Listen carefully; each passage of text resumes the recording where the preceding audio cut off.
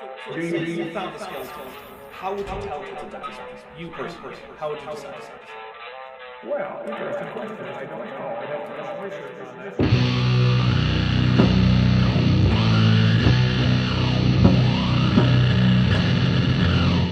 Hey, I'm FTFE. Welcome back to the channel that does to stupidity what Kyle Curtis and Steve McRae did to the Non Sequitur show. Today is a bit of a different show for the channel. We are entering the slop tuber phase of my arc here, where we're going to dish the tea on someone who was once a respected member of the community. When I joined, there was a fabulous debate channel called the Non Sequitur Show, hosted by two what we thought were extremely decent fellas called Kyle Curtis and Steve McRae. This show today is about Steve McRae and how he fucked everything up beyond belief. Like, if there is an example of how not to live your life, you would just look at Steve McRae. Steve McRae has managed to monumentally fuck up a promising YouTube career with what could have been the premier debate channel on the platform.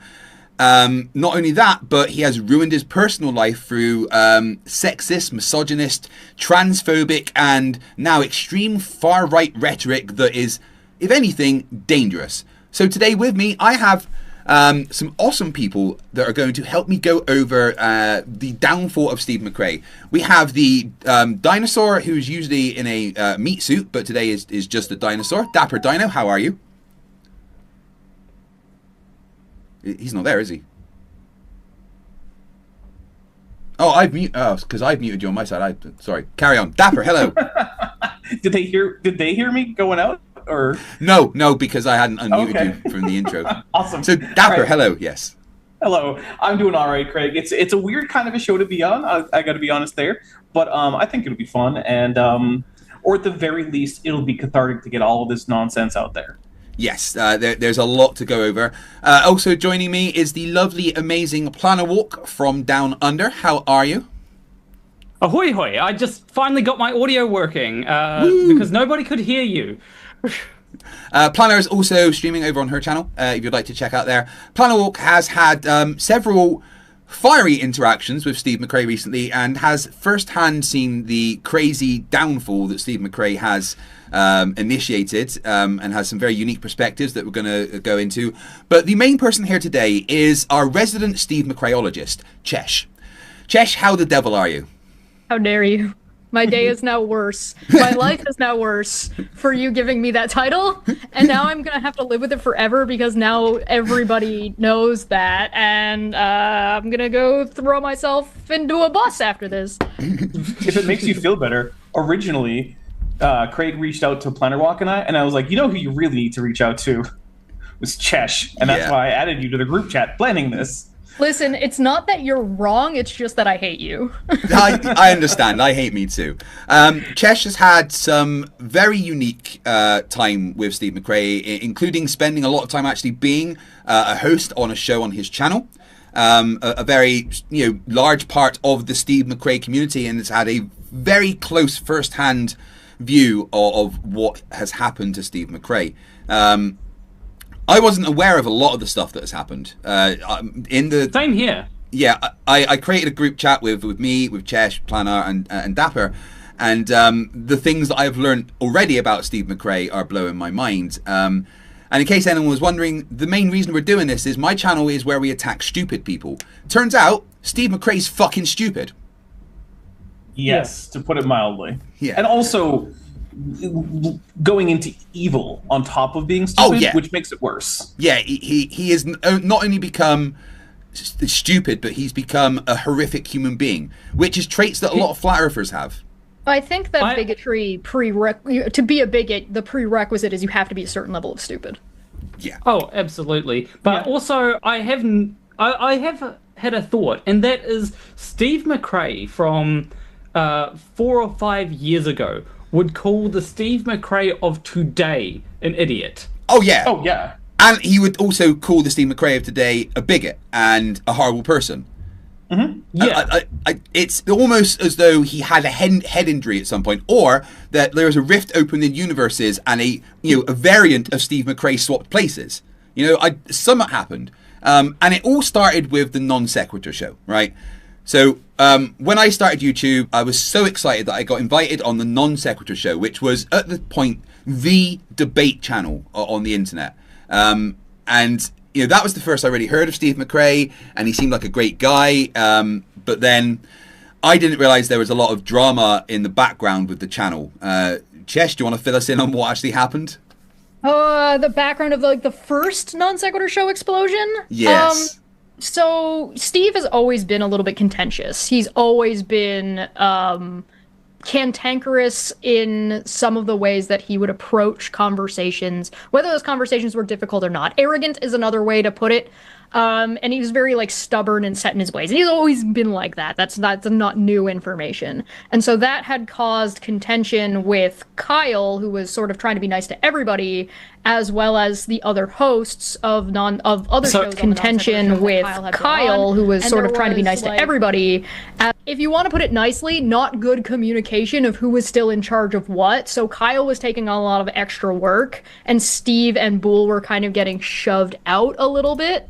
And so there was finally a turning point where, for SEO reasons, Kyle had asked Steve for ownership of the channel, because Steve was the one who had originally made the channel itself with the email and stuff.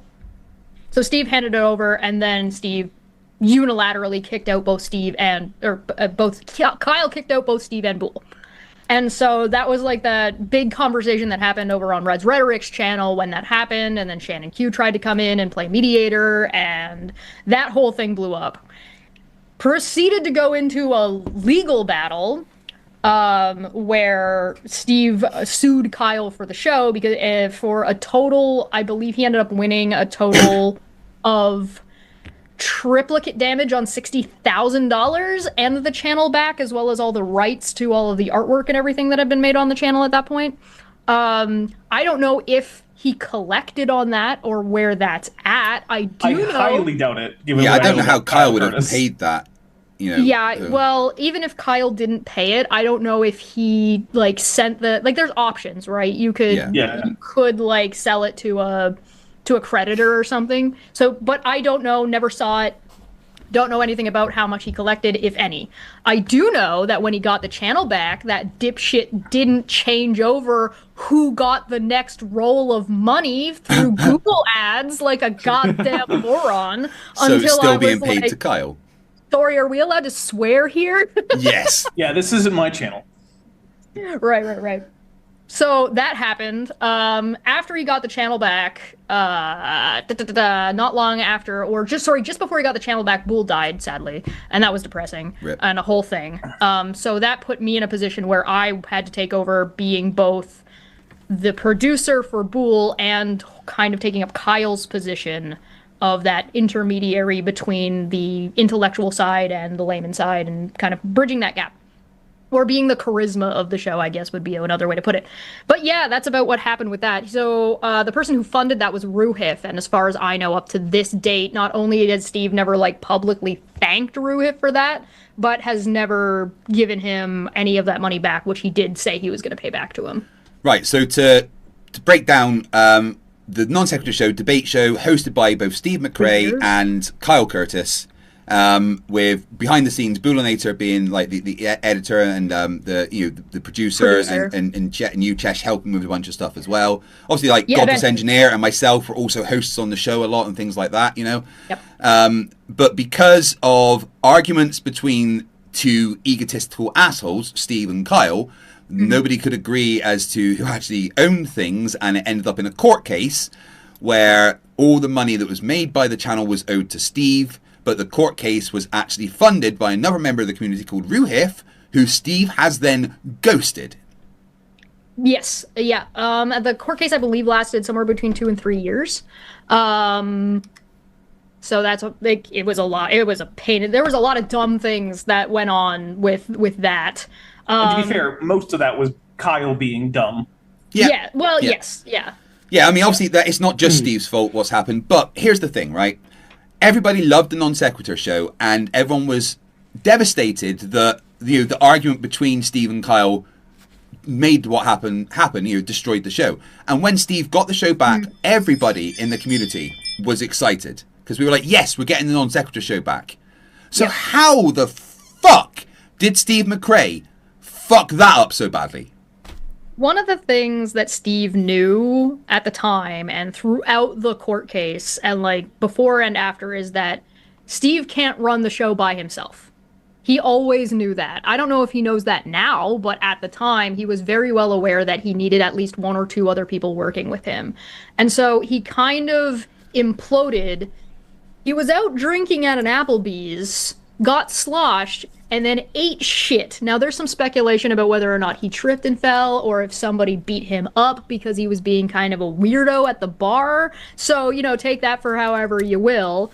Anyway, he ate shit. I'll add to that. There have been multiple reports by multiple women saying that he's a bit of a weirdo when he goes on dates. So, like, you know... Yeah, I've heard Yeah. the same things. Plausible. Yes. Not socially adept in that sort of a That's putting it scenario. mildly.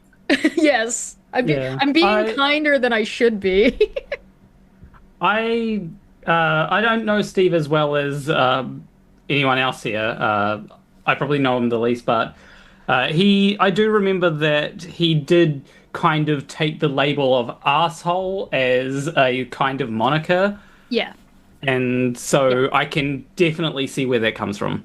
See, the thing is, there's a way to be an asshole in like an acceptable manner. Like take like a Dave Farina, right? He is an asshole, but to people who deserve it. Oh, He's not going around and like, you know, taking and spreading pictures of his dates with not just without their consent, against their consent. In some cases, As some kind of bragging right. Like that's not the kind of asshole he's being. So like when we say asshole, we mean like he is doing things that people have specifically asked him not to for bragging rights and just to be a dick to people who do not deserve it. Yeah.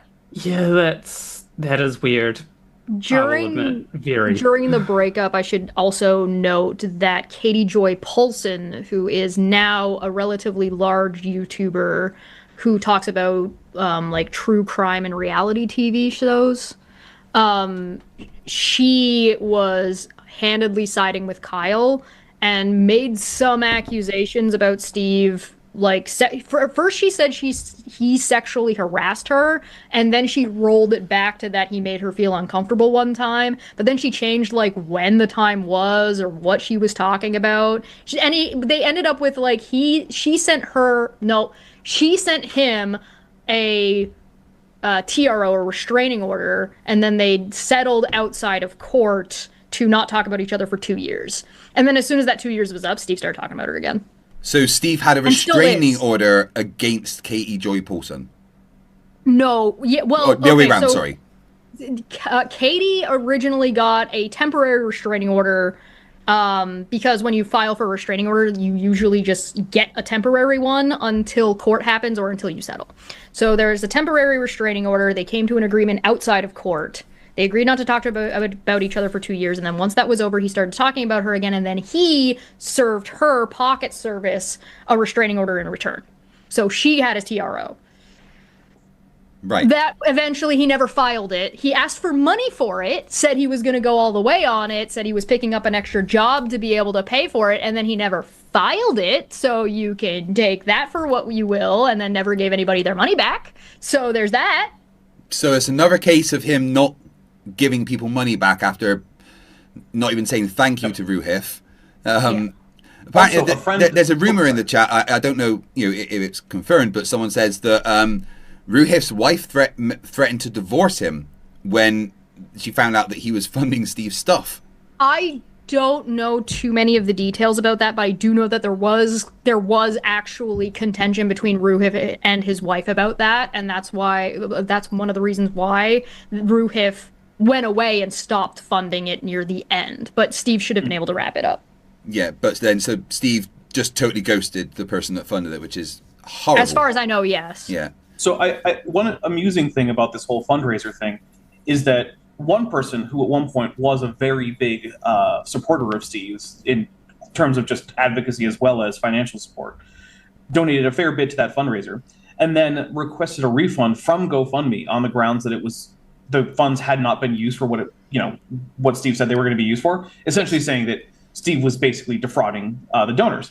And this person was given the refund, at which point Steve accused this person of credit card fraud, Yep. And then also said that he had sent the FBI after this person, who, by the way, at the time resided in New Zealand, which means that the FBI was going to do fuck all about this. But You want to was know who's insistent not that- gonna mind that their name is out there? Manya. Yeah, okay, it's Manya. Yeah. That's Manya. So Okay, yeah, I just he was wanted like, to- oh yeah, the FBI is investigating her. They're gonna get her any time now. It's like, yeah, okay, Steve.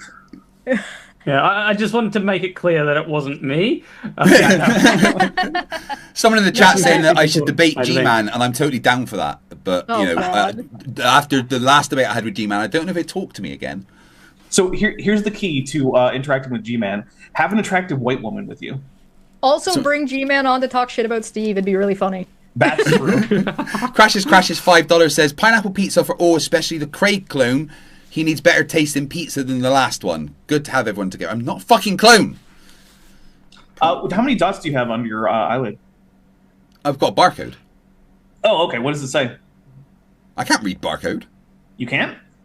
I can read binary. Oh, okay. Did you not get the cybernetic implant that allows you to read barcodes? But I'm not a clone. I thought binary. No, Separate. cybernetic is not a clone. These are separate concepts. I did get a few super chats, so let me read them out. A sinister porpoise for $10 says a trans woman having problems with Steve McRae. I find that hard to believe. Yeah, we will get to that. I Yeah, remember don't when worry. We're going to get there. We're gonna be here Yeah. for a while. And the turtle moves for €2 says this shit was bad enough the first time round. Yeah, I didn't know half of the stuff. Yeah. When I it was saw bad. that you were on non sequitur, and I was like, "Uh-oh, somebody doesn't know what's going on." Yeah, I had Yeah. no clue. So at this point in time, right, Steve McRae has now fucked up the non sequitur show and the court case around it. Yeah. And What happened- people are starting to realize that Steve isn't quite who he has portrayed, right? Or at least the way he used to be. Like, that's one of the things where I brought up the Boston pizza situation. He literally ate shit. You cannot convince me he didn't have a concussion. He had a welt and like this massive bruise on his head. He was complaining about headaches. He refused to go to the doctor. He was like complaining about being dizzy. And then suddenly this dipshit decided he wanted to do to me what Kyle did to him and Bull. Yeah. And So he Very went funny. fishing for support. He messaged me on Twitter to start talking about like, hey, how do you think the show's going? And I'm like, well, you know, you're establishing a somewhat new format, so it's a little shaky to begin with, but I think it's improving. So, And he's like, this, well, for context, this is the Coffee Time show on Steve McRae's channel. This is No, that was like a whole in the interim while the lawsuit was going on. I hosted a show with Bull Right. as producer. It was called Caffeine Corner. That was like about critical thinking and breaking down social. on the non sequitur show. It wasn't No. on the non sequitur show because that was while Kyle still had control of the show. Right. It was just Steve's regular channel. Right, I see. When Steve got the show back, I was the host and producer, secondary host and producer of the non sequitur show for about 4 episodes, maybe 5. You can tell. Like you Sounds go something like that, yeah. scroll through the live streams and you will see the difference between Steve making thumbnails, me making thumbnails, and Kyle making thumbnails. There's a definitive very line distinct. difference. Yeah. For So, one thing, Chesh would never reuse someone's anniversary party invite to an in Minecraft server party with the What? invite information still up there in her thumbnail about Minecraft. It was really funny. Right. Steve So has a Minecraft show, and yeah, right there in plain text, you can see it's an invitation to someone's on-server in-game anniversary party, and it's like, what the hell is happening? right. The so number of to fonts catch up that then. man uses gives me a headache. I do not believe you, so I'm going to check right now. Yeah, do it. Right, so far as to I catch know, up, he's fucked up the non sequitur show. He has ghosted the person that funded his court case against Kyle Curtis with the non sequitur show. He got the channel back and then he fucked it up. Got the again. channel back. He's fucked up. So then he's you've started hosting and producing a show on his channel, Caffeine Corner.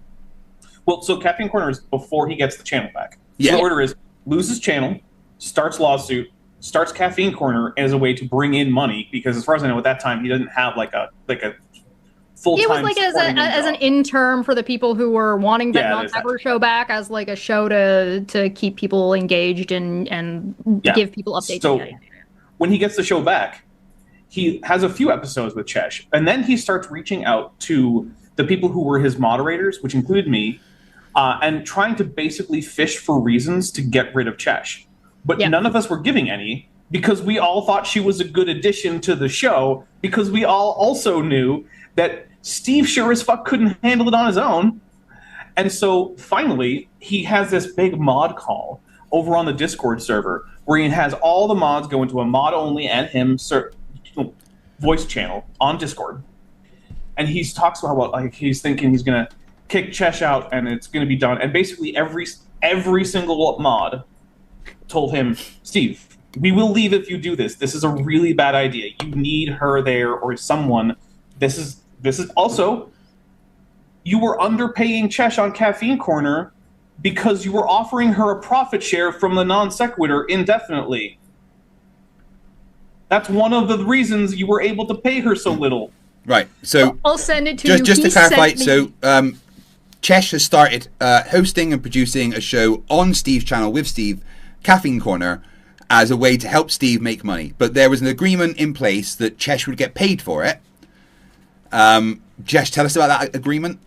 Well, the way Caffeine Corner worked is I got like a percentage of the super chats after YouTube took their cut, and Bool got a flat rate per show.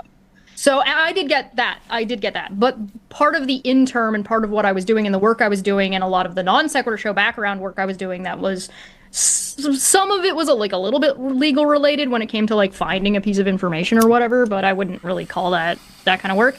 But like setting up the layouts, production, pre-production, community management, all that stuff that had to happen in the background. The decision about that was with the concept that the show was supposed to be 50-50. So the same deal that was with Kyle. Right. But Steve explicitly said Chesh is the new Kyle, which set up the expectation in everyone's mind, except for him apparently, that meant that Chesh was going to be getting 50% of the profits of the non sequitur show from here on out, period.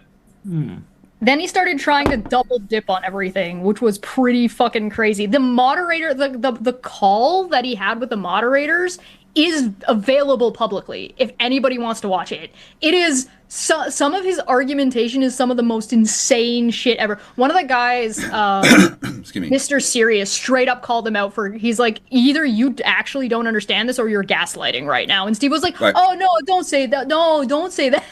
The chat on both channels are asking, what was the reason Steve had for wanting to get rid of you, Chesh? Why, after you've set up this show? Yeah. So you've helped him set up this show on his channel, which is then going to bleed over to the non sequitur show to help him survive because he's fucked everything else up. So you've literally tried to help him. You're producing a show. Everyone's enjoying you as a host.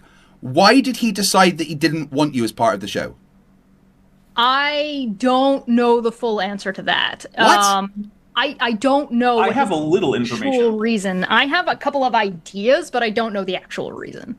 So I did actually, in one of the last communications I ever had with Steve, in which we actually directly responded to each other rather than him just complaining about me on Twitter, which has been hilarious, to be fair. It is very funny. It really is.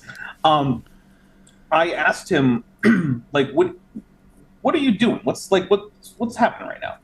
And he said that he had promised Reds that he would always maintain control of the channel. So I don't know how much about anything that Reds might have against Chesh that Chesh wants to get into, but I suspect that it was, at least in part, manipulation from Reds Rhetoric, who had a reason to want Chesh gone that, again, we'll let Chesh get into to the degree that she wants to. Well, so I did hear that, but he brought that up during mediation because he went out and pulled up a guy named Chris from Australia who allegedly claims to be a professional in this field, who said he's like, I'm not going to listen to either side before doing mediation, and then definitively listened to Steve. And so, like, that, by the way, is also publicly available if you want to watch that. But, alas, regardless of my opinion, he did bring that up, and I said, but I'm not contesting you for control of the channel. I'm not contesting this. Don't care. I'm not asking you to give me, You just want the 50-50 money because of all the work you're doing. Right, exactly. Yeah. I wasn't asking for control rules. I was the closest thing we got to, like, we never argued about what should be or shouldn't be on the channel. We never had any disagreements about which guests to bring on or which topics to have. So all of this was based on a hypothetical that I was going to be unreasonable and try to take control of the channel away from Steve. Wait, so this was all in Steve's mind. He just had an idea that you were going to try and usurp the show. Yeah. Yep.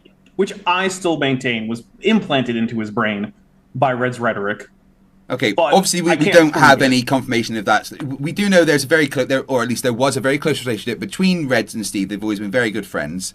You know, and I know Reds was deeply involved in the conversation behind the Non Sequitur show. He tried to act as a mediator between the conversations with Steve and Kyle and stuff. And He did initially, and then when it was me, Boole, and Steve working, he took a back seat and stepped back.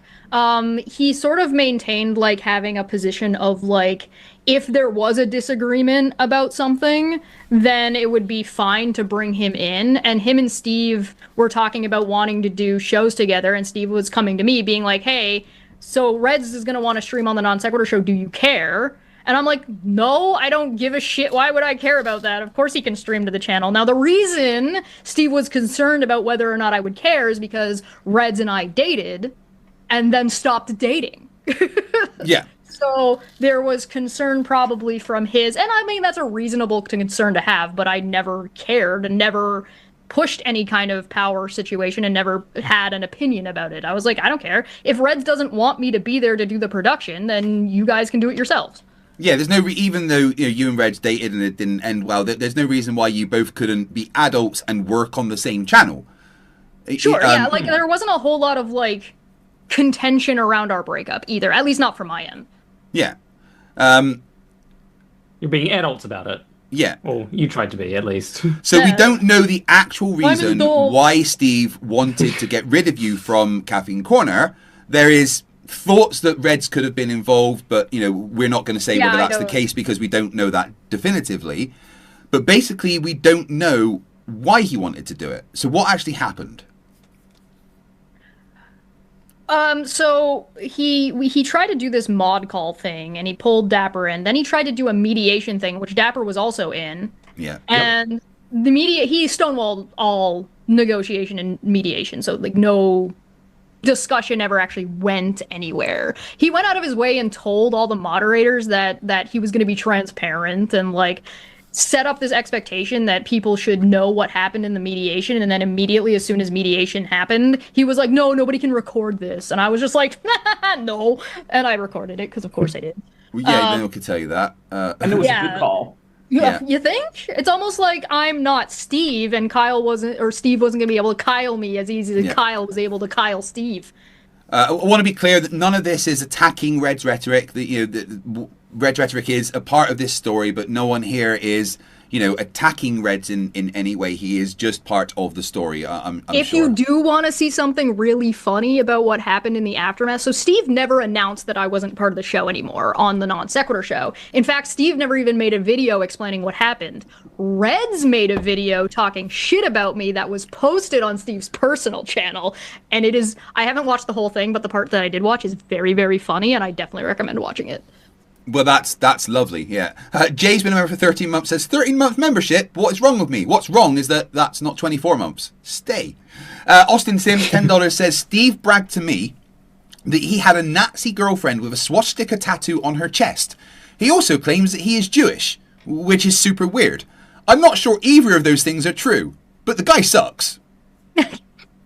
Allegedly. Just that you would brag about it, whether it's true or not, is already pretty damn weird. Yeah. Thank you for that, Austin. I appreciate it.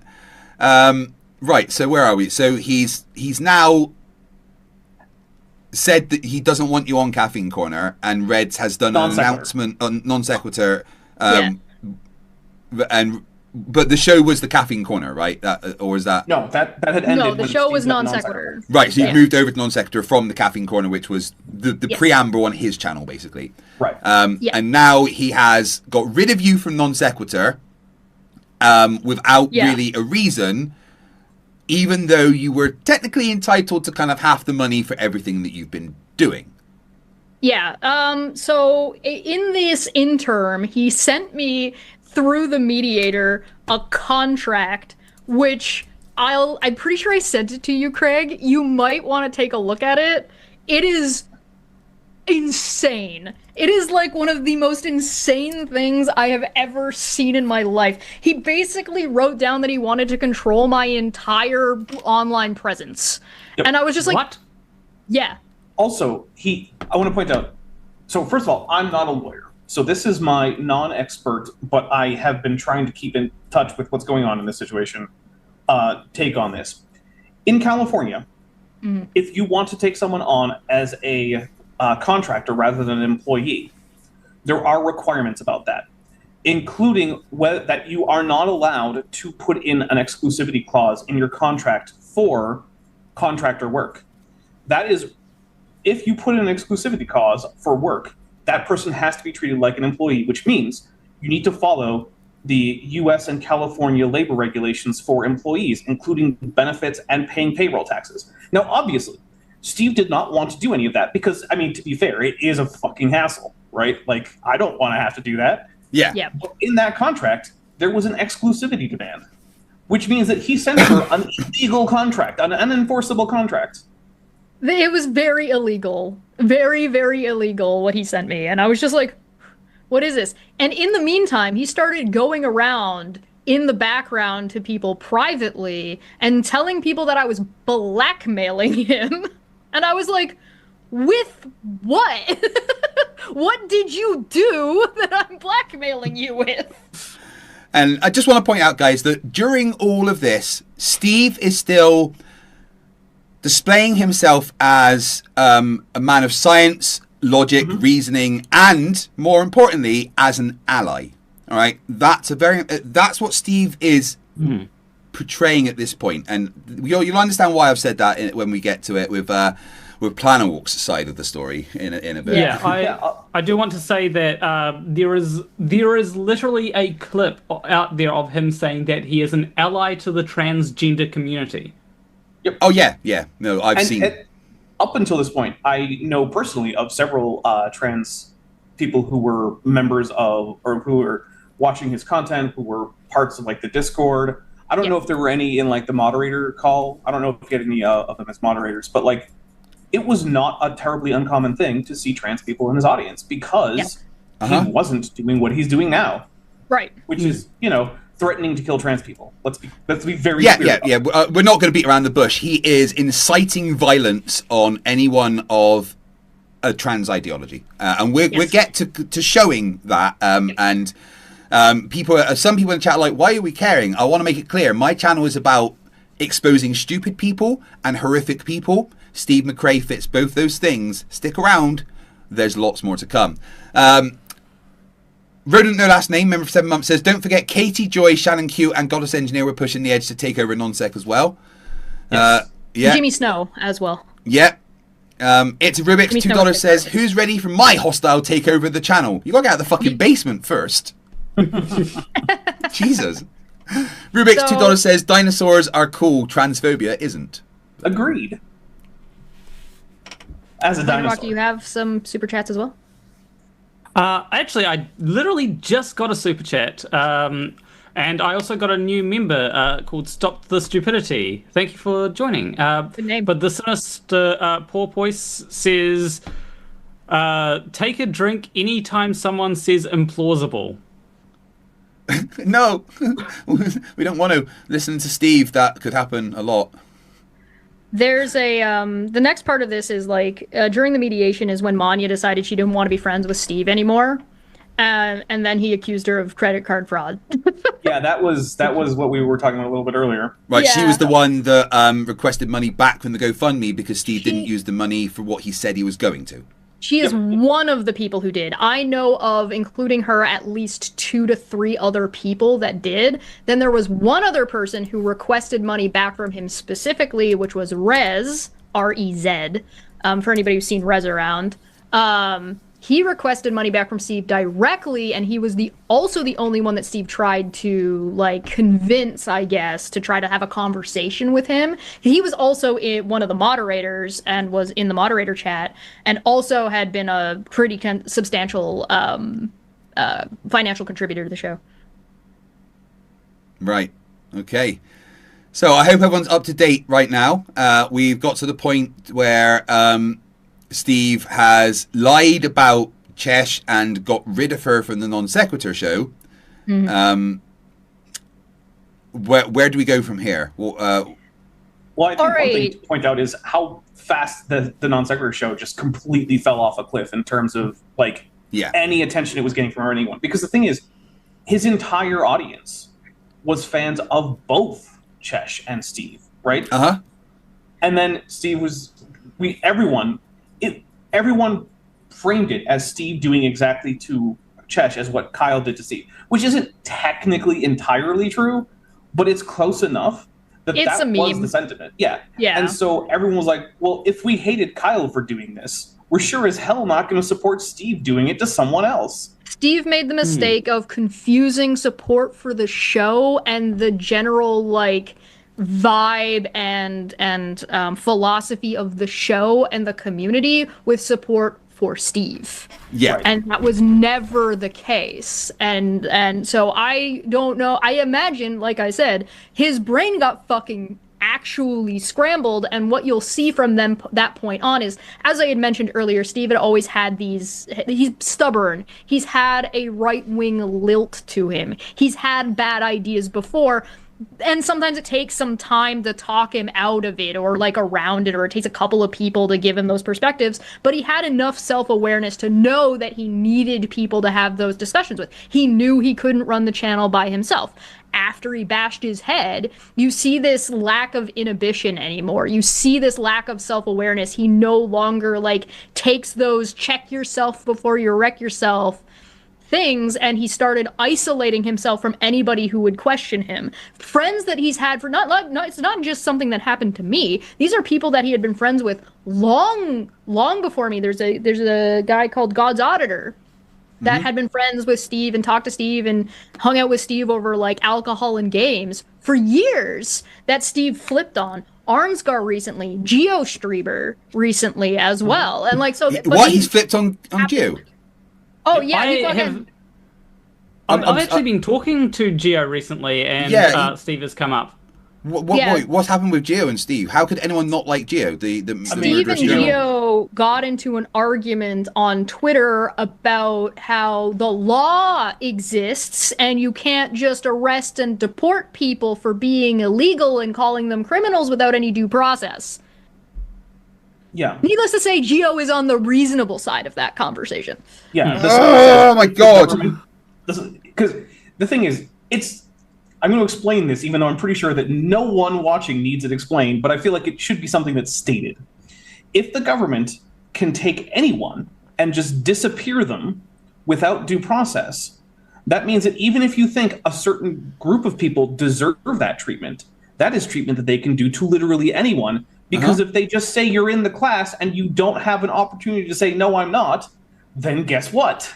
All that matters is their say-so, which means I don't care how white you are. I don't care how Christian you are. I don't care how cisgendered you are. I don't care how straight you are. I don't care how much of a Nazi you are. They will disappear you if they decide to. Yeah. Right. A couple of super chats. Dutch, the place of hostilities, Tunicate, $5. Hi all, I got half price margaritas and I'm listening to a stream about dumb bigota. What can go wrong? We'll see. Tatted Tech, $1.99. But can the panel define atheism? Is that a joke about Steve? I think it might be. It is. That is a joke about Steve. The Geek Room, $1.99. Hey, not seen you for a while. Billy is poor. Billy? Like Billy the Fridge? Fog Repair Shipakashi, member for 52 months. Hey Craig, sorry I haven't been in for a bit. Life in the US has been hell. Yeah, I've heard that. Glad to see you're okay. Hope to be hearing more. Hi Dapper and Planner. Hello. And Chesh. Well, fuck you, Hello. Chesh, I guess. Yeah. It's fine. It's okay. It's fine. It's a general sentiment that is understandable and reasonable, and in fact should be the proper response. What? Just fuck you, We- Chesh. Ignore I me. do think- Go away. I do think we should talk a little bit about the about his whole atheism thing, because I Yeah. do remember that basically I can't remember the exact argument that he had, but basically he was saying that if you The say lost that argument. atheism is a lack of belief in any gods, then you are wrong, because because academia doesn't define it that way, or something like that. If you can give it a slightly more nuanced and Steelman-y interpretation, which is to say that while it is the case that words do mean what people use them to mean, there are competing definitions for atheism, and one of them is more useful than the other in terms of clear communication, and it's the one used in academia. And there are reasons why you would argue for that. But Steve was not terribly good at giving the more nuanced version of it. And so he would sometimes just do things that seemed to come down to, well, the philosophers disagree with you. At which point people were Yeah. like, oh, Which okay. is that's just semantics at that The point. amount of times he told me I'm not an atheist when I said to him, I just don't believe there's a God. And he's like, well, that's not Yeah. what an atheist is. And I'm like, but that's Then literally he would what a be fucking he would be atheist going is. against his own argument if he said that. If you said I don't believe or not believe in a god, I just lack a belief in a god, that's the one that he had issue with. And like there's issues you can have with that. There's like practical and utilitarian reasons that you might not want to use that definition. It's also not terribly useful in a handful of ways, but like it's such like a who fucking cares? Yeah, Steve is wrong about pretty much Exactly, yeah. everything he says about atheism, and that, to be honest. Right, Dirty Ketchup 4.99. Steve tried to grope a granny one time inside the casino of a cruise ship to Mount Meru. Remember that, guys? I No. don't remember I that didn't one, know he no. was ever on a cruise ship. Also, Mount Meru isn't a real place, so I feel like he might not have ever been on a cruise to there. Yeah, Dirty Ketchup might actually be a friend of Arwen, so never mind. Oh. The Geek Room 199. Sorry, Tatted Tech Billy is poor. Ah, right, okay, I Oh. see. Gary IOW, member 27 minute months, says, I shall turn 60 into 20 minutes. I'm surprised I made it this far, to be honest. Congratulations! happy birthday. Happy birthday. Good man. Happy birthday. Yes, indeed. You're way past the life expectancy of most people in America at this point, I'm sure. Right, so Still Steve in has the mid-70s. Okay? For now. For now, yeah. Steve has fucked pretty much everything up to this point, including his chance of an online career.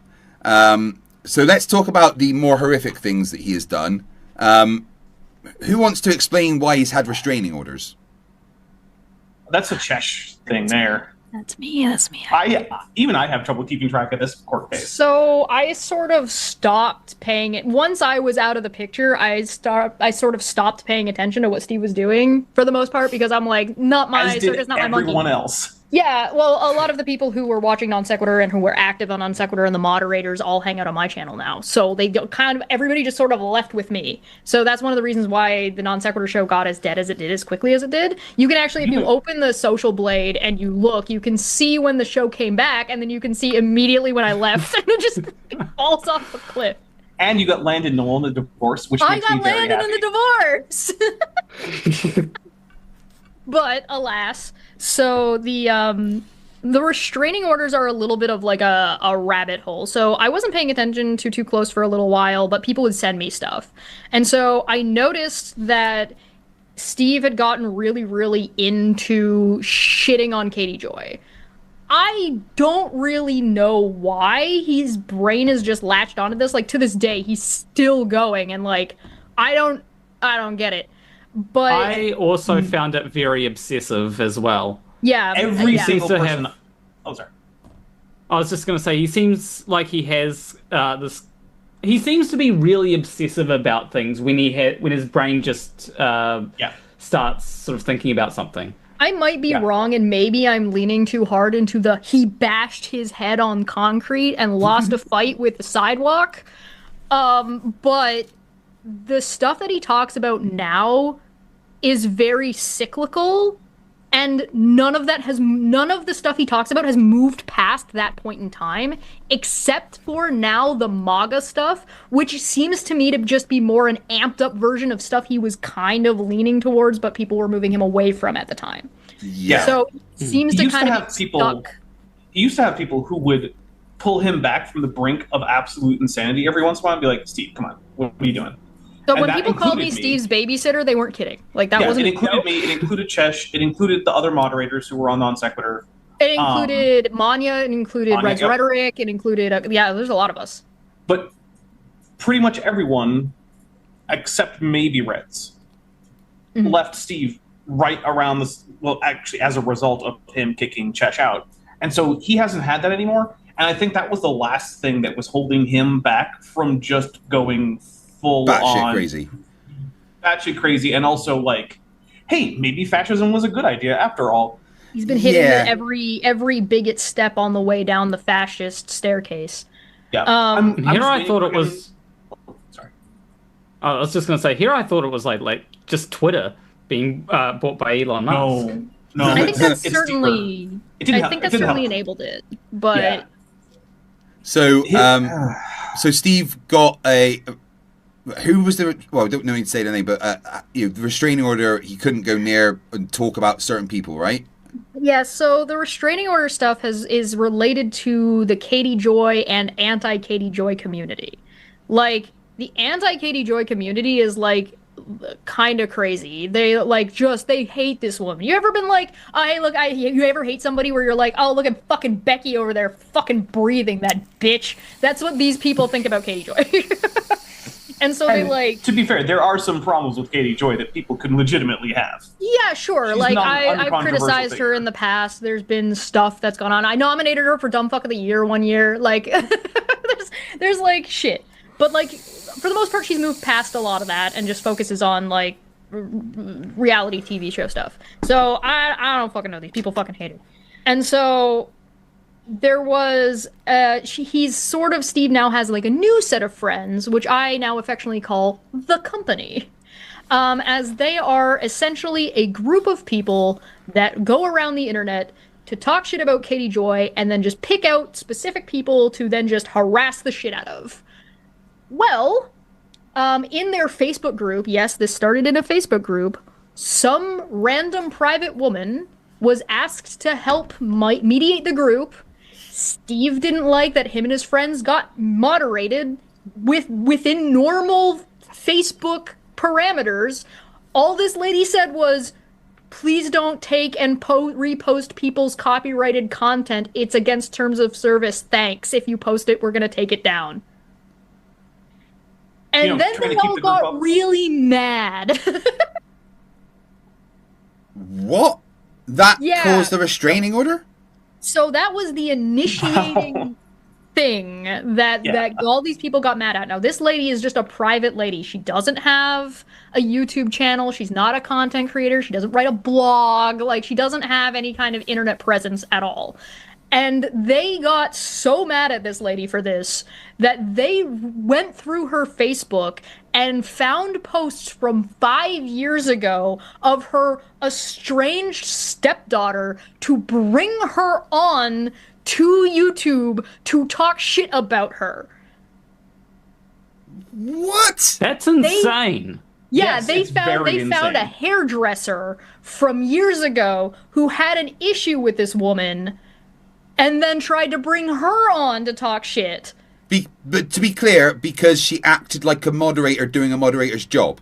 Yes. Now, to prevent the group from being taken down for TOS violations. Yes, literally. And this woman gave up her permission, like her mod status, almost right away, like within a week. From my understanding, it looks like she tried to do some kind of like, what's going on? Why is everybody mad at me? I don't understand. And then was like, okay, take the group. I don't care. I don't want any part of this. And then they started reaching out to her family members and trying to bring... Steve did, like, within a week, did somewhere around, like, 48 hours or 72 hours worth of streaming. It was crazy. Just about this girl. About the... Yes. Yeah. And this is the girl that ended up having a restraining order against Steve. Yes. Yeah, because he just decided to publicly cyberbully her. Yeah. For hours and hours and hours. And I got brought into this because Steve made the accusation that this woman swatted him. And somebody sent that to me, and I went, what? Now, after I said, what, I proceeded to take a look at his description of what he said happened, and I'm like, that's not a SWAT. That is just the police knocking on your door to see if there's anything going on, and then leaving. Yeah. And then he didn't like that, so he sent his little fucking goober boy to come and deliver to my doorstep a photograph, like a picture that he took on his phone, of his police paperwork. So then I proceeded to use that to then make a video. I'm like, well, he gave me the paperwork. Let me take a look to see what this is. What? It was definitively not swatting. It was not a SWAT. There was no SWAT happening at all. This then escalated into all of his friends, that I now call the company, all saying, Chesh is right, but fuck her anyway. And one of them proceeded to send me her fucking sealed court documentation of this woman filing for a restraining order against her.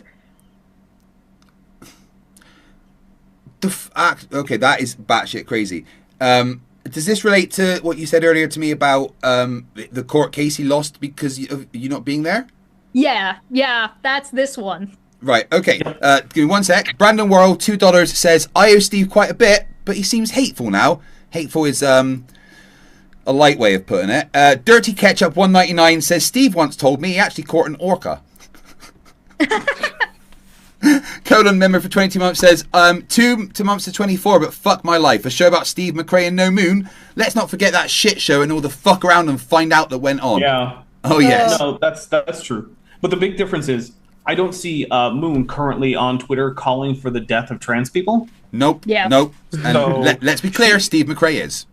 Yeah, so Moon did the only appropriate thing to do after it comes out that you've been grifting on fake cancer, which is she gave everyone their money back who wanted it through a lawyer and then fucked off and stayed fucked off. Yep.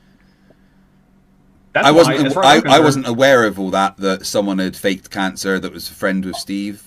Yeah, it was Moon, and to be fair, that Steve, as far as I know, was not involved in that situation in particular. But yeah, He was. she was telling people that she had cancer and had a GoFundMe, and a number of people supported it and put out videos asking people to support it.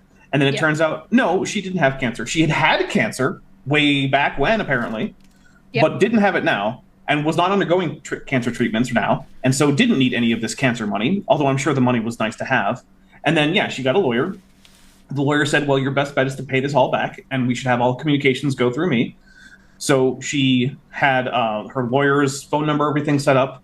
Everyone, as far as I know, who gifted or sent money that wanted it back, including me, got their money back. And then she just left the internet. Yeah, that's kind of why we don't talk about it. It's a Oh, is that Elia Moon? finished issue. Yeah, that's illegal. Yeah, no. Oh fuck, I was involved in that. I forgot about that. Shit. Yeah. Volga Persha Bakashi, $2 says, sorry, Chesh, I hadn't met you before. Hello. Hi. Jaber Maximo for 21 months says, I've just started work on a Flat Earth game. Well, that sounds fun. Oh, interesting. Mandevil I wants need to to see keep the mine inciting clip of Steve McRae. Don't worry, we will get there. I've got screenshots of things he's been posting on X and Facebook. I also sent you guys a timestamp video. Sorry, we'll get to that. Yeah. I'm getting ahead of myself. Right, There's so a lot to talk about. tell us how you, not being a court case, screwed things up. So, this lady at that point had sent out multiple cease and desists, and they all made videos in response to this cease and desist, which is kind of the opposite because this woman that's does not what you do want to with be it. public, right? And Yeah. like I can understand like the haha very funny, and then it goes away, and you kind of stop talking about it. But they didn't stop talking about it, and they kept going and kept going, and it got more and more and more, and escalated more and more and more and more. And we're talking like tens of thousands of people now. Like more people were in like watching videos. These videos were going out to more people than there are in this lady's town. Like, so from that point, they started having hearings where they had to start showing up. Well, somebody decided to fuck around to trying to log into the Zoom meeting. So Steve didn't accidentally, it seems, didn't show up to his hearing and ended up with a default restraining order. Yeah, because they were all trying to show up to each other's hearings. According to them, this is what they've said happened. That proceeded to have the court decide that everybody needed to show up in person. Yeah, I should fucking say so. Yeah, so from there, Steve did try to avoid service of this TRO, this restraining order that he received, in the dumbest way possible. At this point, Aaron had been served, and I believe a YouTuber who goes by Veda was also served, but Steve hadn't been served yet, and those were the initial 3. However, Steve was trying to avoid service because I guess he thought that this woman wasn't able to find him or didn't know where he lived, so he wouldn't get the restraining order. I want to point out, trying to avoid service and doing stupid things around that is one of the reasons that the case went so poorly for Kyle in the first place. So Steve has first-hand information about how dumb a tactic this is. Yes. Yeah, I was about to say, didn't Kyle not show up to any of his hearings? Yeah, that was a whole issue. Yeah, eventually he did get a lawyer who then later left because, as far as we can tell, he was asking her to lie. But, you know. The papers that I was served. There was so during this intern time where Steve tried in the dumbest possible way, you will never guess how he tried to avoid this lady getting his address. How? I go on. Oh, it's maybe. This man tried to frame her in California court for crime and for harassment, stating that she swatted him and tried to do credit cards and sent her a pizza, of which he has no evidence and of which there is no fucking... He basically committed perjury. Sorry, he said that she tried to send him a pizza? Yes. Mm-hmm. Yeah. Mm-hmm. What? Why? Yeah, he was really upset about that I wish my pizza. send me free pizzas. Yeah. Right? Yeah. If the number of people who hated me sent me free pizzas, I'd die covered in the number of pizzas that I would have. I would put on weight. Yeah. Jesus. There you go. Also, Chesh, to be fair, you're very small, so it doesn't take as many pizzas to crush you as it would a normal person. I gotta sit at the little tiny table in the middle. Hey, Housesoy, how you doing in the chat, my friend? Nice to see you. There was, so he tried to avoid service by accusing this woman in California court. Now, there's something you need to know about California and Kansas and some of the differences when it comes to harassment restraining orders. In Kansas, harassment restraining orders are not publicly available through the portal. You can't search them, you don't get that information, right? They're not available to people. California, they are public, so this man had to fill out his paperwork with his address that had to be served to this woman that made his address not only public but also sent directly to her via certified mail to ensure that she wouldn't be allowed to look up what his address is. Yep. The fuck? Mm-hmm. Yeah. You want to know why I know this? And this is what he did? You want to know why I know this? Go on. One, because the paperwork is fucking public. And two, because he did a call with his new moderators. He did the same kind of call with his moderators in which he laid out what his plan was. Oh, you fucking idiot, Steve. And said out loud, do I know that this woman actually did this? No. But I'm going to go to court as if I do and present my case. And guys, again, if you're wondering why I'm covering this, is because I cover stupid people. Tell me that's not fucking stupid. Dumb fuck of the year. Can't the statements you make on YouTube be used as evidence against you in court? Oh yes! That's a thing that's coming up. And or madam. Listen. Friends. This moderation call was not public. Well, it was public, but it wasn't streamed. It was like, hey, anybody, Steve, like, let everybody know on streams that he was going to be having this, and anybody who wanted a link could join. This man, in his infinite wisdom and all of his logic, sent the link to the woman he was framing. Oh. That's how we have the recording. She's the one who recorded it. I don't know if she's the only one who recorded it, but she definitely recorded it. I think I've got my nomination for top left next year. Yeah. Oh my god, how good would that be if Steve McRae won top left? I would vote for him multiple times. Yeah, same. You could not be dumber in the way that he's done this. There's also clips of him on stream saying that he can't do things and certain things anymore, and so he encouraged other people to make channels to do those things. And the reason he can't do those things is because he got a default judgment for a restraining order. So he told people live on stream to harass this woman on his behalf. Machine Gun in the chat has got it. Machine Gun in the chat says, okay, I'm totally lost. A person publicly did a legal thing, publicly stated he did it, then publicly stated that he will avoid punishment for it. Is that about right? Yes.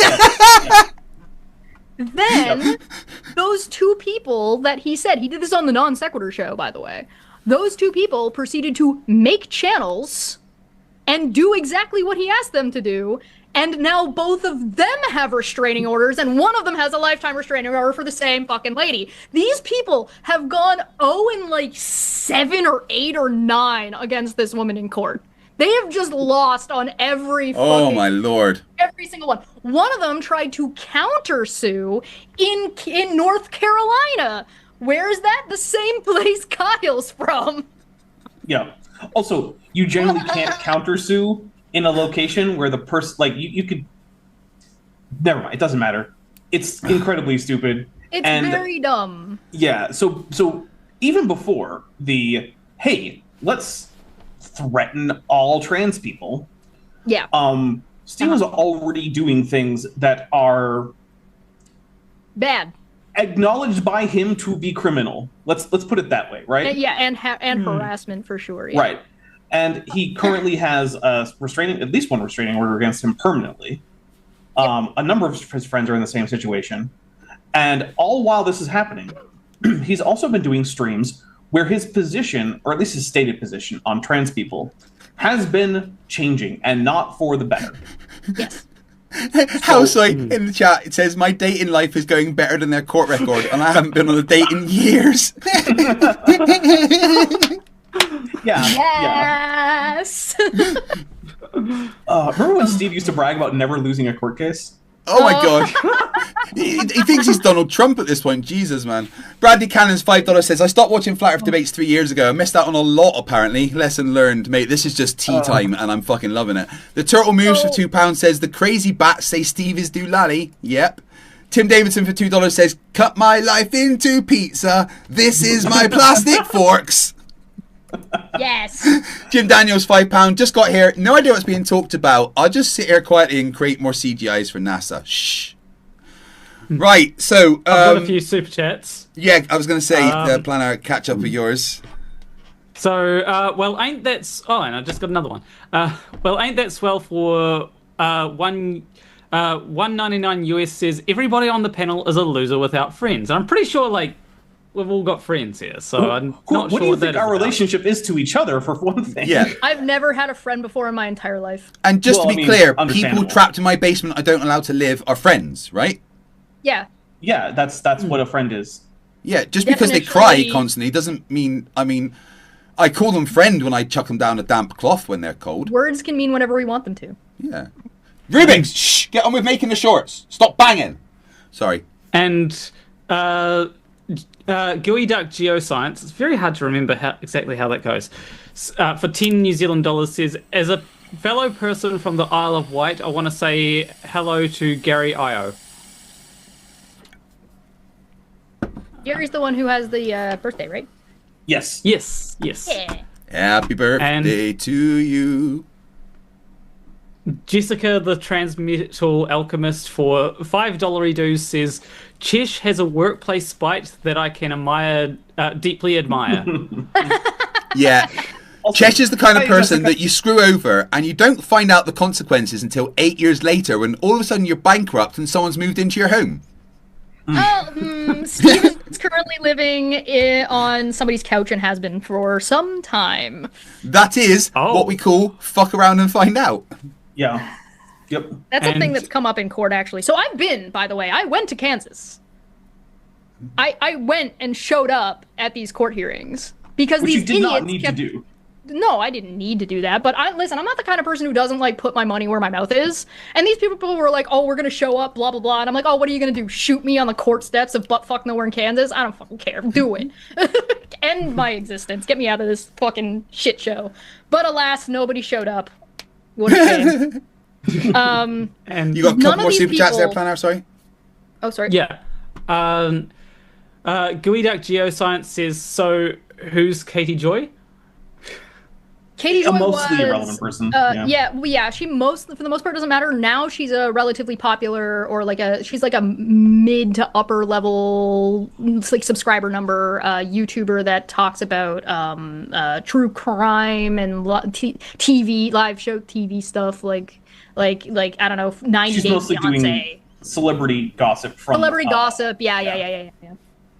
She was doing other stuff. She had a She had a She had a blog on blog somewhere. Patheos. She started on Yeah. Patheos, then she was on the Non Sequitur show, then she moved away from that and started doing reality TV and has sort of blown up from there. Yeah, and she also accused Steve of things which she later then walked back, and then Yeah.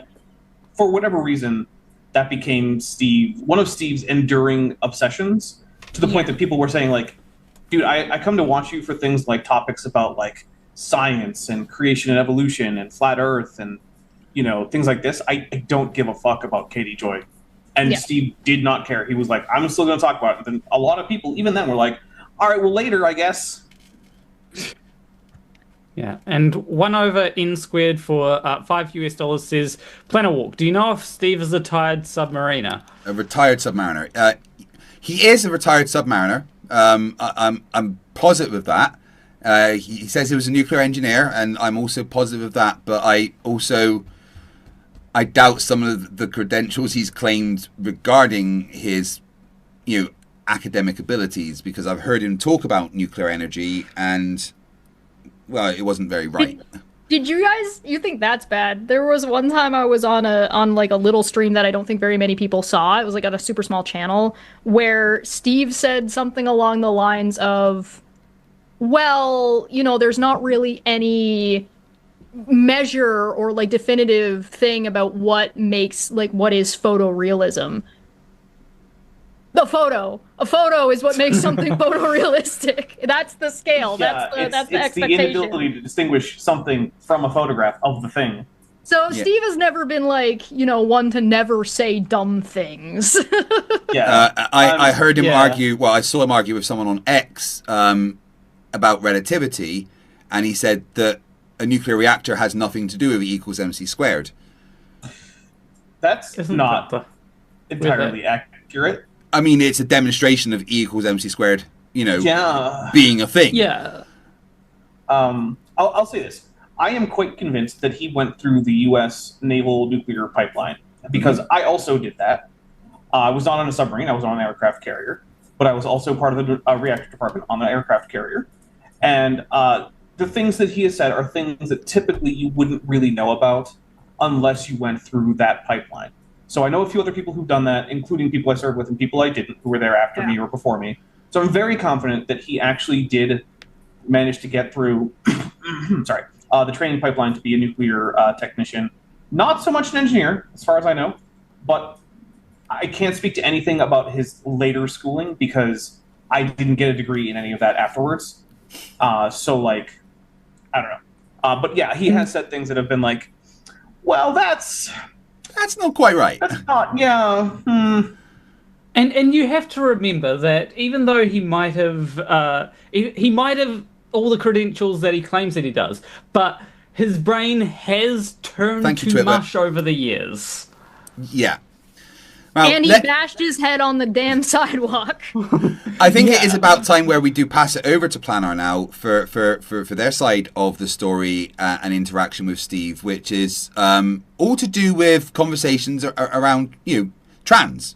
One thing for I obvious wanna, reasons.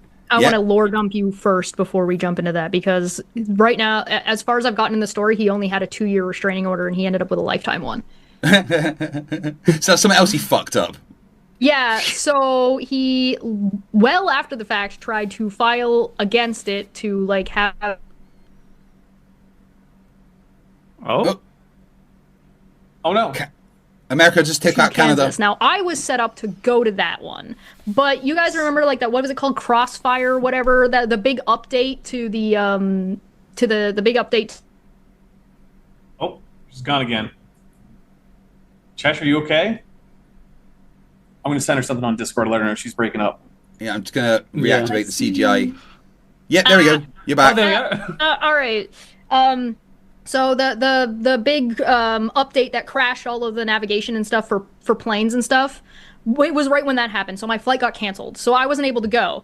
But from what I can tell, it seems to me that him and his lawyer had planned for me to be there for all of their argumentation. So all of their argumentation was going to say, like, well, she makes content about this, so therefore it's okay for me to make content about this, therefore it's not harassment, so, and free speech, blah, blah, blah, whatever the fuck. But I wasn't there. And so when I wasn't there, they didn't have anything to go off of. So I would like to let the record show that the most I have ever fucked over Steve McRae is that the fact that my presence, or lack thereof, me not being there, has screwed him over more than anything I've ever actually participated in. So, just to be clear, this man is absolutely incapable without me. And that's pathetic. That's I'm not pretty that awesome. impressive. Warboss has been married for 30 months, says 30 months of watching the damning best YouTube crumping that stupid gits across this giant spinning rock. I love the rare chances I get to be here live. Well, I know as an orc you are often off fighting the the hordes of humanity, so I appreciate you taking the time to be here when you can. Tim Davison for $2 says, "What is friend?" Warboss gets 5 memberships, thank you. King Edward V, member for 13 months, says, "Is Steve in a race with Trump to see who can commit the most crimes while proudly admitting to them?" Good one. Right, so we've covered Steve being dumb enough to ruin a promising YouTube career and then, being a misogynistic asshole and cyberbully. Planar is here to tell another side. Yeah, so I think it was late 2022 that I kind of noticed that Steve had some views on trans people. And I think, if I remember correctly, it started out relatively tame, like the kind of stuff that there are a lot of people that kind of start falling down the rabbit hole. So I think it started with, I want to say, trans women in sports, the kind of thing that I would disagree with him on, but I can get why people... Yeah, I can get why people get that idea in their head. Steve's had issues with his approach to women and trans people for a while, but he was still amicable to conversation and amicable to learning. So a lot of that was like he would say something wrong, or he would say something bad, or he would say something problematic, and then people would be able to talk about it. It would further discussion, and then he would walk back his decision.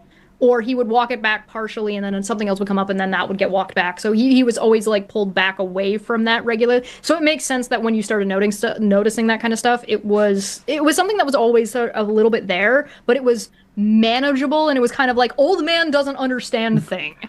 Whereas like now it's like old man doesn't understand thing, and he's proud that he doesn't understand thing, and fuck everybody else. Yeah. Like, for me, so I started noticing it, and I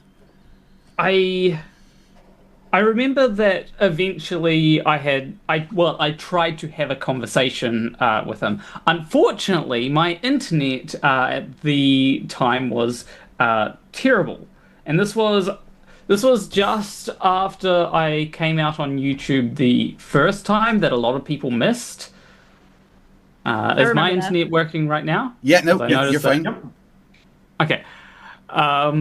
But essentially what happened is there was so much that I wanted to respond to in that conversation that I just wasn't able to respond to. Because I couldn't... I wasn't able to speak for most of it because everything was breaking up, right? So I wasn't able to do much, and I hate that I wasn't able to rebut most of the things that were being said, which might have given some people the impression that I agreed when in fact I vehemently disagreed. I then later had a conversation with Steve, and I do want to kind of point something out about the quality of Steve's content, because I tried to join a Twitter space. Now, if you are trying to make YouTube content and you're doing it through Twitter, that is the worst, that is the lowest quality of content that you can ever have, I think. I wasn't able to join the Twitter space for some reason, so he fired up a Streamlabs thing, which, you know, like, Streamlabs is a very generic kind of, you know when someone is using Streamlabs. Streamlabs needs to be abolished. It makes the streaming too easy for the... It means that the bar to entry is way too low. Yeah. And I was able to have a conversation with him about that. And I feel like in that conversation, he dialed back a lot of his rhetoric from how it used to be. And I do regret not having receipts of the stuff that he said, because he asked me, how am I transphobic? This is when he was at the point where he was denying being transphobic. Now he will just say, oh yeah, I'm transphobic, but transphobic means nothing. So what I wasn't able to explain to him exactly how, but I should probably send a tweet, or at least try and put it on screen for everyone, that is very much transphobia. It is undeniably transphobia. Let me put that in the Discord thing so FTFA can bring... It's one of those things where if you say this isn't transphobia, then you just don't think transphobia is a thing. And that's what it basically comes down to, which I do think might be the position where Steve is, where he just doesn't even think that transphobia is a valid category that exists. This because he's transphobic. I saw this. Yes. Yeah, FTFE, can you bring it up on screen so that I can... Yep, it's up for the for them. They can see it. So you need to scroll up because it's very much... So that there is a caricature of a trans woman that J.K. Rowling laughed at. And I don't think people on my side can read what is being said. So Miffy says, this is the kind of stuff J.K. Rowling likes laughing at now. And then Steve says, it's funny because it represents the reality of what many of us see happening. And that is undeniably transphobic. Like, and I can prove it by using a comparison, right?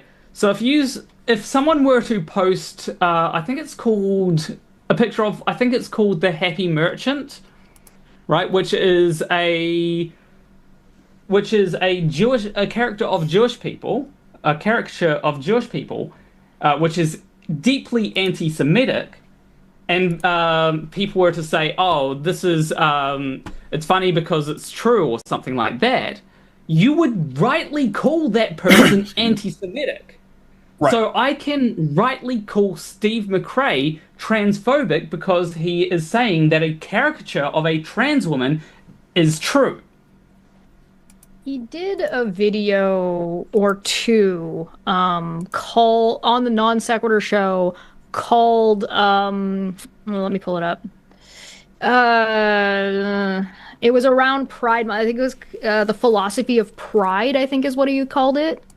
And it was bad. And then he's done a handful of ones. Why LGBTQ plus is losing support. It struggle session number 3, transgenderism, something I can't read because the text is pixelated. Court of public opinion.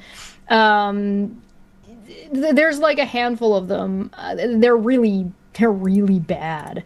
Transgenderism was the one that came out. I just want to find the date.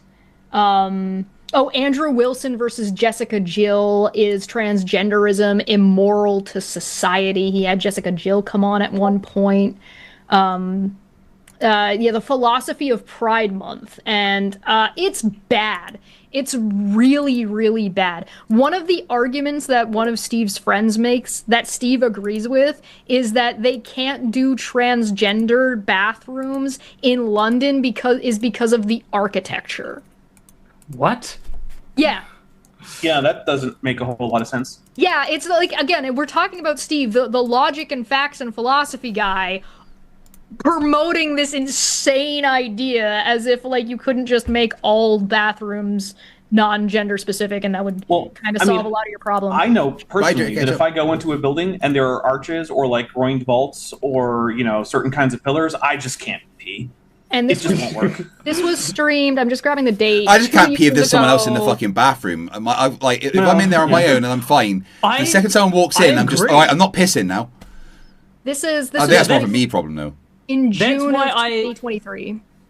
I just want to say, FTFE, that is why I hate, even when I was presenting as a guy, I hated urinals. Because if someone else walks in, I can't pee anymore. Nobody likes urinals. The people that work at the place that have to deal with the urinals and clean them, nobody likes urinals. Yeah. Zoomy $2 says, don't lie, friends are cryptids. And Rubik's with $2 says, I am not locked in a basement in Scotland. I said a $5 super chat, or you're getting no water tonight. Alright, I'm just shutting the door. Sorry. Is that how I need what I need to do to get more super chats? Yeah, just lock people in basements. Yeah. Okay. Yeah. Now, let me. I know exactly who my victim will be. I mean, friend will be. I mean, when's Rubik's going to learn that I decide when they get water? I mean, apparently after you just withhold water for long enough. Make sure to hydrate yourself. Did Craig? Did you tell people that you made a super chat goal? No, I just put it up randomly to see if anyone got it. But yeah, I've got super chat goal up. If you reach that, then I'm going to aggressively chase G-Man for a debate about evolution. Oh, can I be there? You can moderate. Oh, good. I've actually had more than one cordial interaction with G-Man, so it's a thing that's happened. I've had a fine conversation with G-Man before. Yeah, but you're an attractive white woman. Thanks. Don't accuse me of things.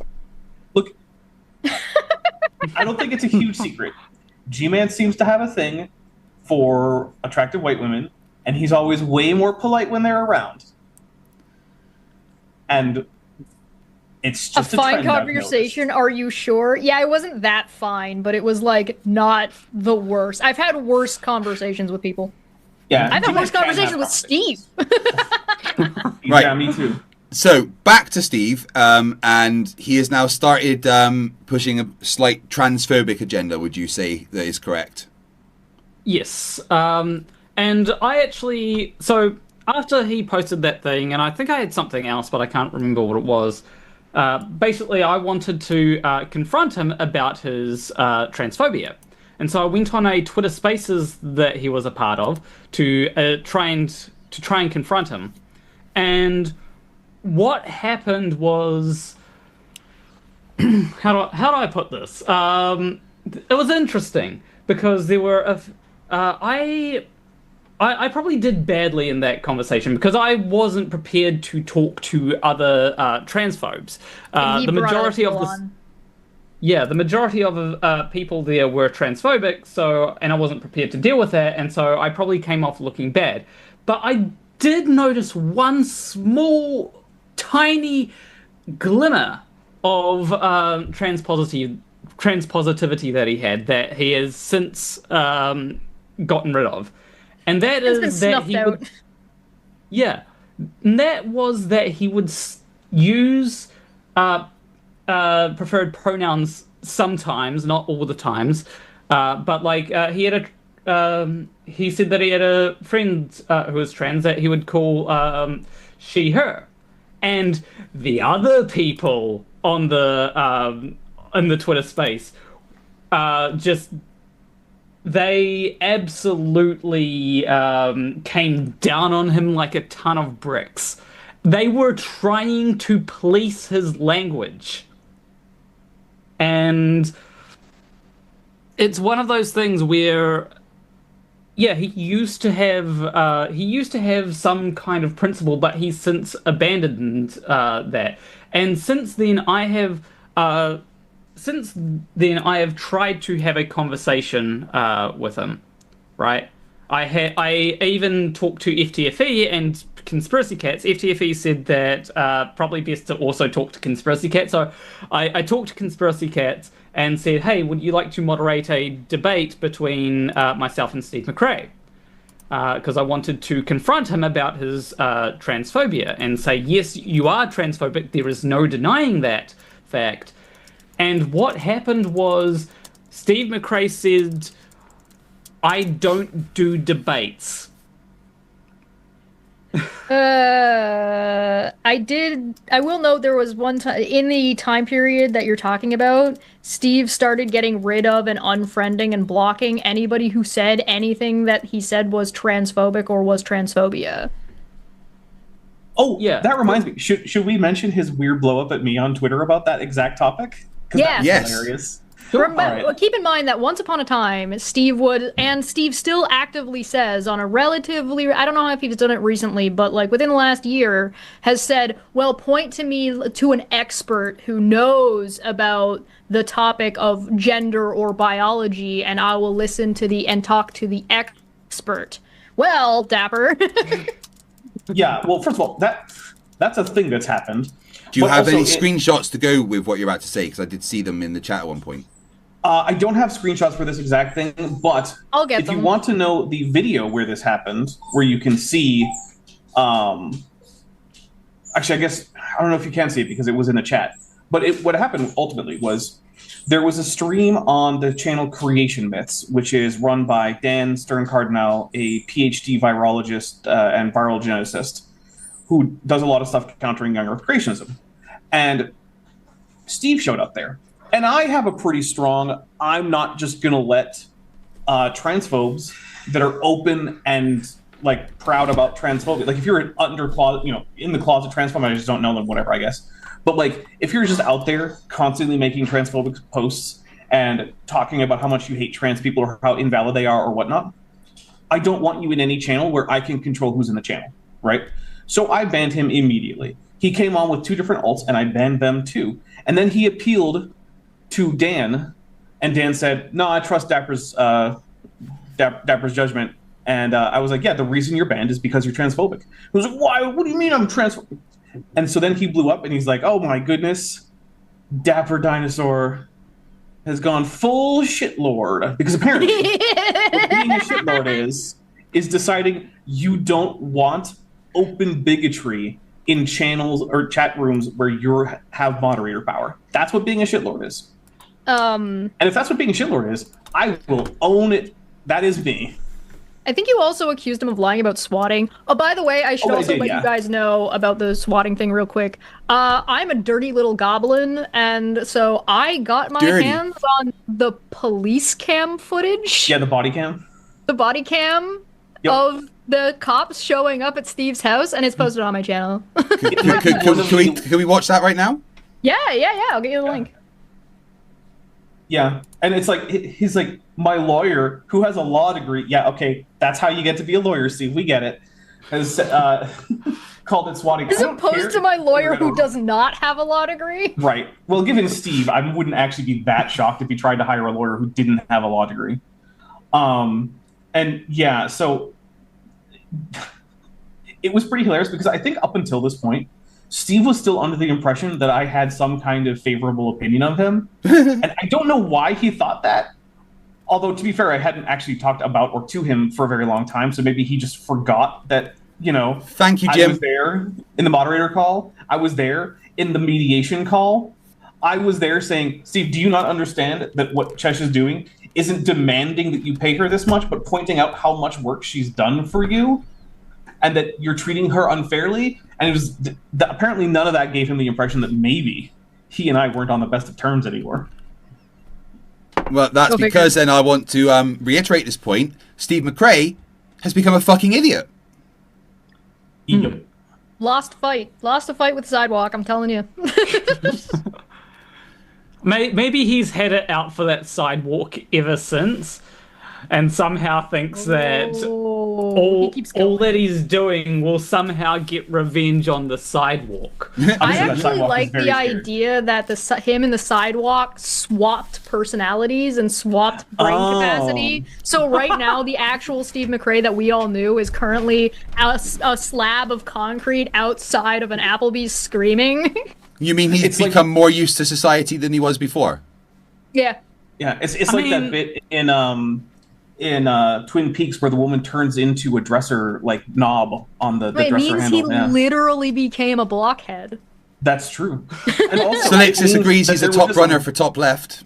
Oh yeah. It also means there was a really bigoted and asshole Sidewalk just hanging out somewhere for some reason. Maybe I don't trust Sidewalks anymore. And none of them swapped. Actually, it could be that he hit his head so hard on the Sidewalk that it cracked his skull and his brains fell out. Yeah. And I'm also not scoop them back up. I am not unsold on the idea that he actually got isekai'd, and so we actually got a bigot from 50 or 50 or 80 years ago, and Steve from then is now living somewhere in the past in another world. There was just an incursion between two universes, and we got swapped with the Steve McRae from Earth 3. Wait, you're saying there's a worse timeline than this? Jeez. This is the really fucking shitty cringe timeline, but there's still a crime syndicate timeline that's just ruled by evil people. Oh, all right. I posted the videos. One is just a short meme video if you want to watch it, but the footage is in the Discord. That's the one that says Steve McRae quote swatted body cam footage. Yeah. Does anybody want to come in? Nobody. Before I go. Oh God. Person come in. That one's quite funny. I need to audio for my... Steve just begging for anyone to come join him on his stream is so hilariously pathetic. This one lives in my brain for free because I remember this because I went into the stream because my mom asked me to. Right, go off air. It was so sad. Anybody want to come? Right, so this is a video of Steve, guys. When was his stream? Oh, this one was from before he bashed his head. Right, here we go. Does anybody want to come in? Nobody. Before I go off air, will one person come in? I think it was also before he got the show. The link is in the video description. Make me feel like I'm wanted. We can't hear it.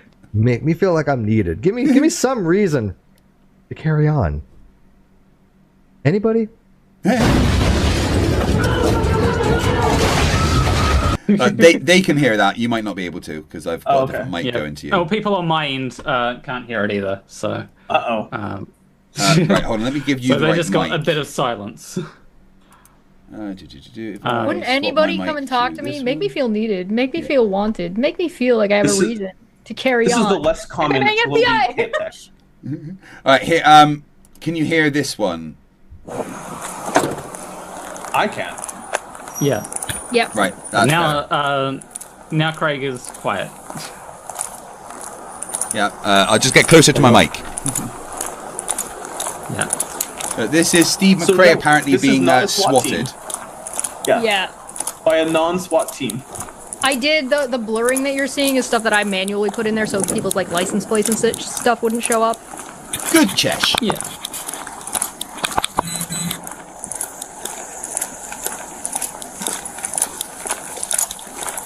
Look at this massive SWAT team, guys. Look at how armed they are and how hot and ready they are to... Jim Daniels for $2 says, testing rage bots test. King Edward V, $2, transphobic people are just closed-minded bigots. Jim Daniels, gold test, thank you. Rachbot, testing. Nazumi says, testing, that's how you do it. Right? No, you need to super chat more. Rachbot says that they're testing Jim Daniels' test of their test. And then Sean says, G-Man will melt my brain, but here we go. Yeah. 13 super chats, guys, and I'll get a debate with G-Man going.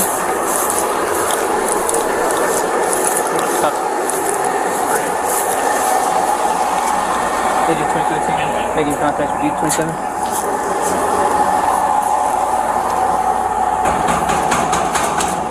Wait, do you live in like a trailer? No, it's an apartment building. No, it's like Stop spreads into police. You come on outside? No. No. I mean, I don't blame him there. I So wouldn't go we're just outside. trying to see if there's anything going on, any noise, any arguments, anything. You by yourself today? You by yourself? What's your name? Steve. Steve? Okay, we just got a call that there's people arguing over here in the area. What was that? Not from this apartment.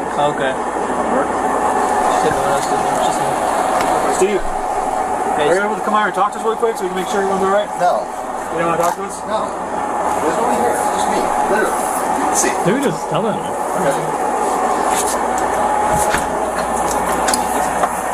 Totally swatted. Okay, Wow. bye. Yeah. So aggressive. They proceed to walk all the way back to the car. The end. Yeah. So let's be clear. What actually happened, by all appearances, is someone called in a noise complaint and maybe got the apartment wrong. And Yeah. then some cops went out, very politely said, "Hey, could you come out and talk to us?" Steve, and to be fair, very reasonably, because you should not just go outside when the cops ask you to. That's a trap. Don't do it. Said no. And they walked away, and that's it. Swatting is when a SWAT team, which is, in case you don't know, maybe you're not American or you're just not familiar with the acronym, that's Special Weapons and Tactics. Those are the people armed with things like smoke grenades, body armor, and automatic rifles. And they do not knock on your door. They knock it in, or they blow up the door knob so that the block isn't there. Then they knock it in. And then they go in with guns up. Yeah. People die when SWAT teams show up. That's why it has been prosecuted as attempted murder in the past in the United States. It is a serious crime to call someone in an effort to get a SWAT team to show up for no reason. Let's be clear. Yeah.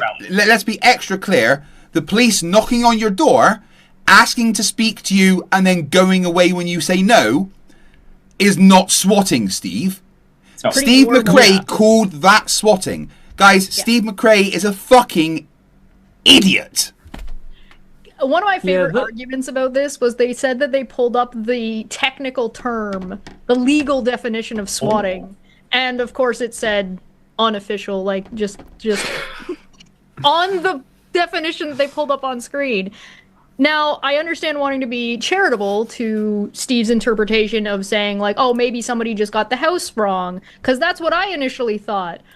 Unfortunately, no, because in the response to this video and to me saying Steve wasn't swatted, Veda, Aaron, and Steve, who are the three people with restraining orders right now, and two of them are facing contempt charges over a Facebook group, are currently... They came out with a video that was on Veda's channel that, of course, I still have because I'm a weenie like that, called Operation SWAT. Not only is that a very dumb name for your video when you're in that kind of contextual situation that they have found themselves in, but in that video, they talked about how Steve says in the video that the police and the sheriff's office had been out to his house at least 3 other times, and that it was related to domestic violence calls. So, and then this got confirmed later by Steve's roommate, who came on to another person's stream to talk about it. What a fucking disaster that man is. I don't know Yeah. what to tell you. I ended up coming to the conclusion of, I don't know, maybe there is some domestic violence going on in and around Steve's area where these people have had to go out and there's some kind of issue. And they immediately jump to, how dare you say Steve would abuse somebody? I'm like, did I say that Steve was the abuser? No. Maybe Steve's getting beaten up on a regular basis. I don't know. I'm not there. I noticed that Steve needs to touch grass. Like, if I remember correctly, there was some outside. Like, he needs to log off and touch grass. It would be so much better for him. But like, he just why does he give off the energy that he never goes outside? Because he never goes outside. Would you want to go outside looking like him? They chased ogres off in the past. So when I was around Steve, there was a time period where Steve had this moment of enlightenment that he wanted to get back in better shape and he wanted to go outside. It was back when we were getting the show back and he was kind of excited about it and he was in a good mood. And he started spending time outside and paying attention to his diet because his diet was not good. So, and working out a little bit more. And he started feeling better. And that was probably the best I had ever seen him. And that lasted until, I don't know, just in and around the time he bashed his fucking head on the concrete. And now he doesn't go outside anymore. He's regularly complaining about, like, how he feels and going to the doctor. And he tried to, like, blame this lady, too, to say that she was affecting his, not just his mental health, but his physical health as well. And tried to delay going to court and all kinds of stuff like that. There's, like, a lot of, like, smaller things that went on in this whole scenario. But, like, that we don't need to go into because it's, like, a lot.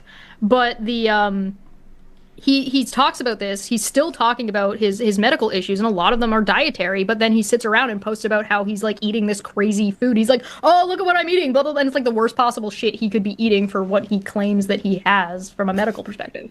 He's not. He's certainly not a smart person. I'm going to try the new AI companion on Zoom, and I've asked it to give us 10 points about what we discussed. I want to see how accurate it is. If the first point is that Steve is a fucking idiot, it's failing. All right, it says, here are the 10 key points summarising the conversation around Steve McRae's downfall. Non-sequitur show collapse. Steve McRae co-hosted a successful debate channel with Kyle Curtis, but legal disputes over ownership led to years of court battles, funded by Ruhif, whom Steve later ghosted without repayment. Sound about right? So far, yep. Yeah. 2. Head injury impact. Steve suffered a significant head injury after falling at an Applebee's, which participants believe may have affected decision-making and personality changes. Yes! 3. Betrayed co-host Chesh. After winning back Non-Sequitur Show, Steve removed Chesh as co-host without justification despite promising a 50-50 partnership, causing immediate audience exodus. Sound about right so far? Oh my god! It's on point! 4. Legal disasters. Steve accumulated multiple restraining orders for obsessive harassment of private individuals, including cyberbullying a woman for 48 to 72 hours over Facebook moderation. Yeah. 5. Court case failures. Steve and associates went 0 for 7 or 8 against targets in court, with Steve committing perjury by falsely accusing someone of swatting when police simply knocked on the door. This is actually doing really well. 6. Transphobic content shift. Transition from claiming to be a transgender ally to posting transphobic caricatures and creating anti-LGBTQ plus videos on the Non-Sequitur Show. This game is pretty fucking good. Yeah, the only thing I would add there is transphobic characters based on anti-Semitic caricatures, because, you know, we gotta throw that in there too. Of course, yeah. 7. Isolation from community. Lost moderating influence from friends who previously kept extreme views in check, leading to increasingly radical positions. Definitely. 8. Channel decline. Viewership plummeted after controversies and after Chesh leaving, which most audience and moderators following Chesh to other channels. Yep, that's about right. I think the only mod that stayed was his roommate.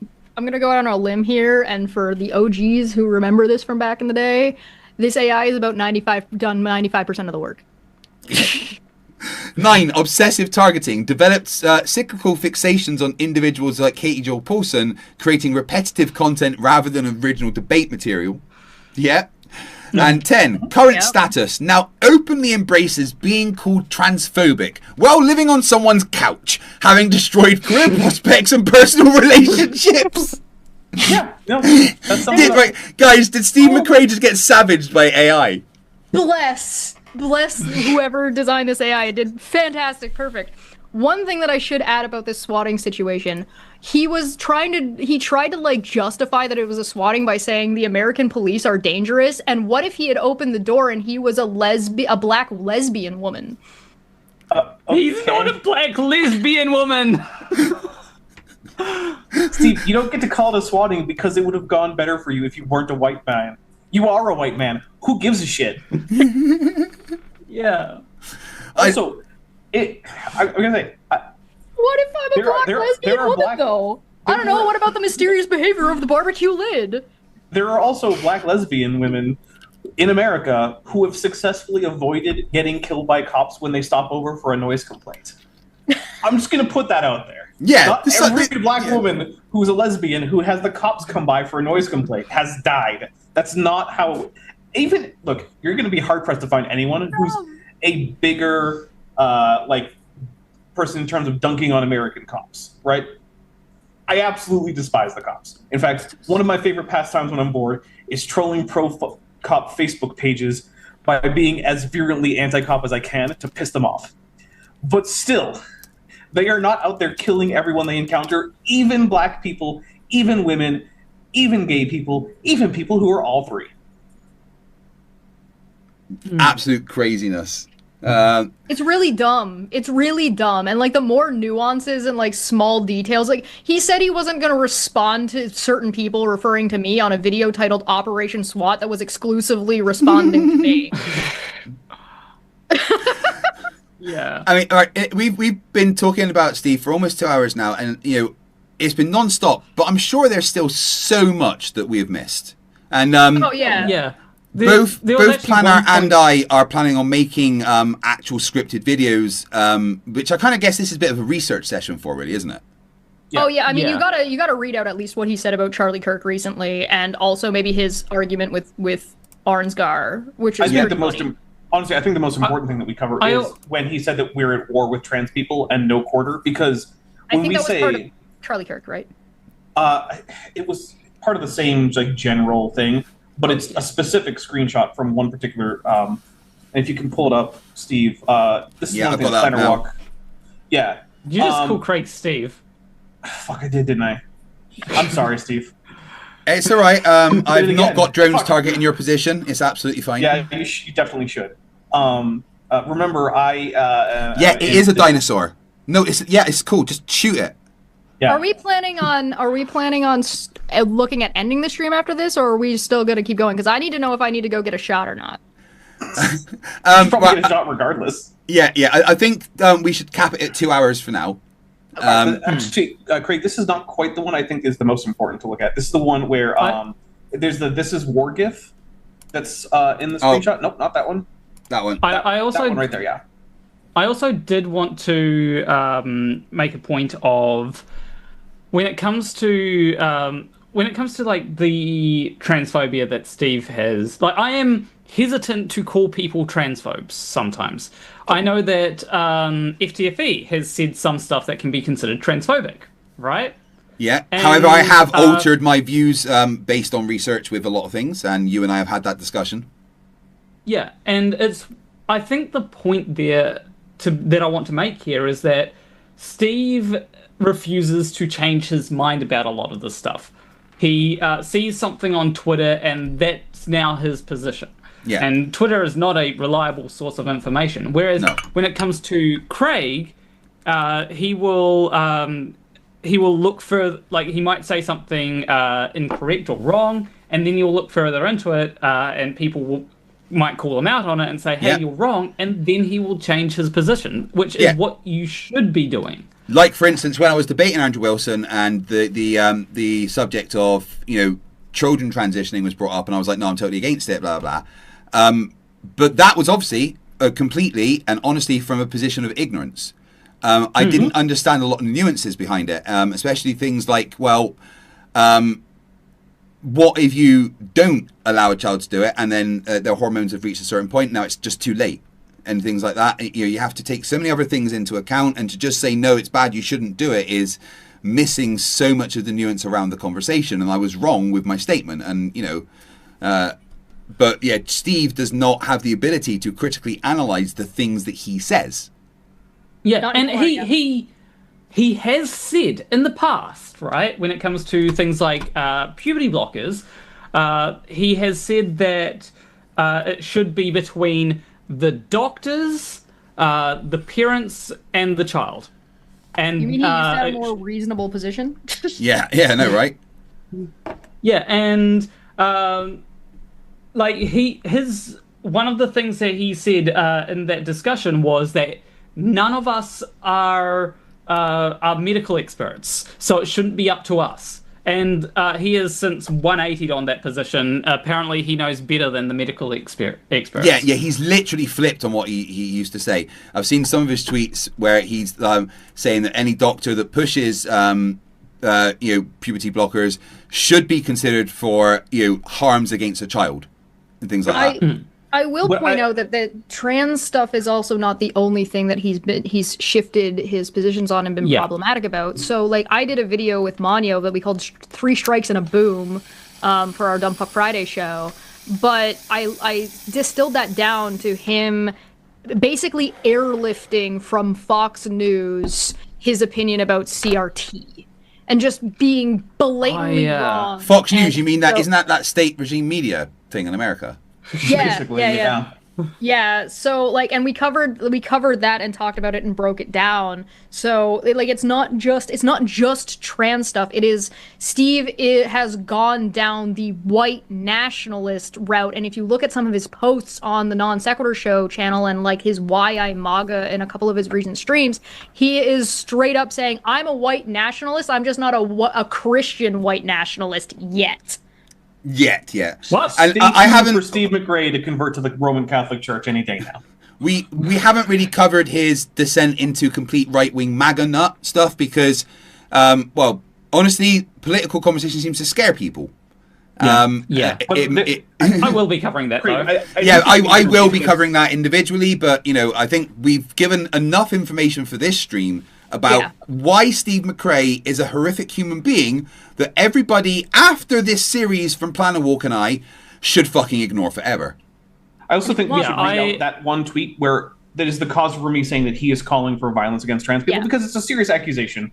Yeah. And I want to show why it is that I'm saying that. So this is in response to people basically... I think it's in response to me. Yeah.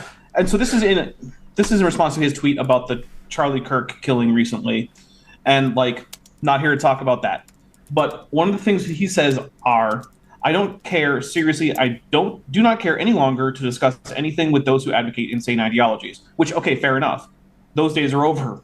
But then the next thing he says is, we are at war, and there is no quarter nor peace until every harmful ideology is completely eradicated from our society. Now, not everyone knows what no quarter means in the context of a war. It means you do not spare the wounded. You do not take prisoners. You do not do prisoner exchanges. You kill everybody. But he's calling for genocide, in my opinion. Sorry, go ahead. Question: do you think Steve knows that? Yes. He has I can't see how he gets to take all the acumen of being in the Navy and not know what that means. Yeah, it's pretty basic military history. What some of these terms I mean. know what the term means, and I've never been in the military. But then again, I'm Canadian. I'm thinking of someone, the name's not coming to mind, but wasn't there a guy around the 1940s that wanted to get rid of what he considered harmful ideology? I can't quite remember his name. He had a mustache. Anyone remember that? Charlie Chaplin? No, he looked a bit like Charlie Chaplin, but it wasn't as funny. So one of the things that irritates me the most about the rhetoric around this, and it doesn't just come from Steve, it kind of comes from like the whole thing, is this transgenderism, transgender ideology, and because it's just like a whole rhetorical hand-waving trick that is trying to force a conversation in a specific way. It's bad. It's just bad argumentation. It's bad logic. It's bad. I want to point out the this tweet and particularly the last paragraph there, right?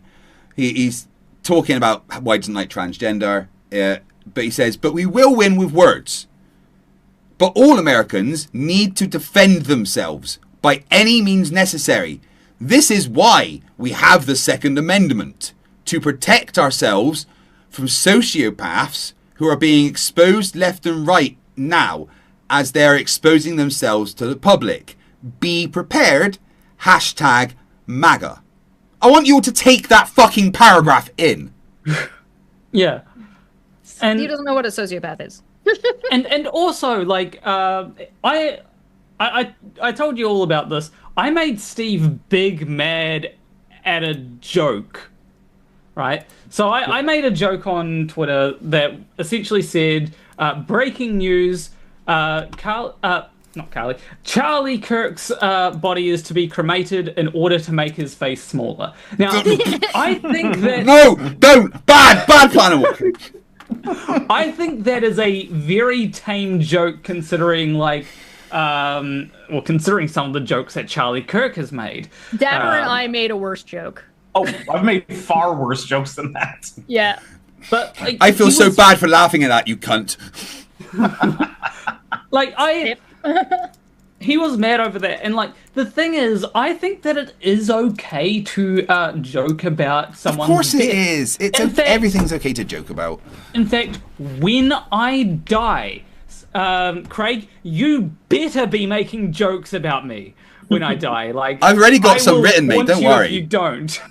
Yeah. And also, it's important to note, you don't have to mourn for the death of someone who was calling for and advocating for your death or erasure from society. Yeah. That is not a thing that anyone is obligated to do. Yeah, let me be clear. I will never celebrate another person's death. I will never cheer for somebody to be killed. But, to quote a great man, there are some obituaries I will read with great satisfaction. There's memes going on that have been going on like prior to this killing that were all about whether or not it was going to happen and whether or not Donald Trump is going to survive. There is like a global everybody waiting for this dude to die. So to act surprised about people behaving this way about various people across different cultures is absurd. Yeah, like I do know that. I know that at one point, like Donald Trump's hand was like purple, or changed from orange to purple, and when it came to there was a weekend where there was no appearances by him. He hadn't been seen in days, and people were like, "Is he dead?" And then the next thing we see is his face drooping.